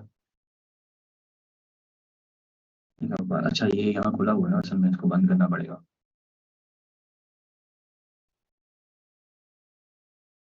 अब ये सेंड होगी। अच्छा जी, मैं जल्दी जल्दी अब आपके क्वेश्चंस ले लूँ, फिर हम जो है ना इसको रैप अप करते हैं।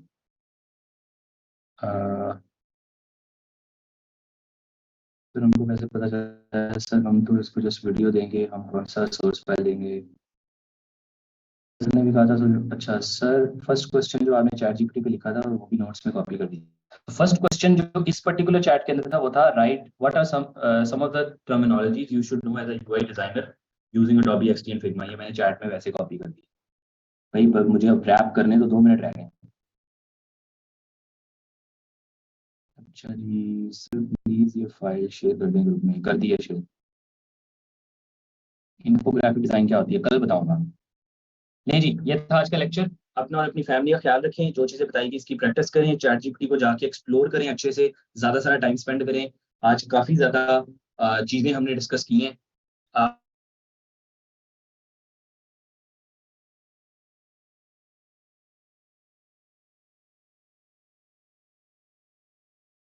आपको अगर ये सारे लेक्चर के बाद चैट जीपीटी का लिंक चाहिए तो फिर अल्लाह ही हाफिज़ है भाई, गूगल कर लो जाके चैट जीपीटी।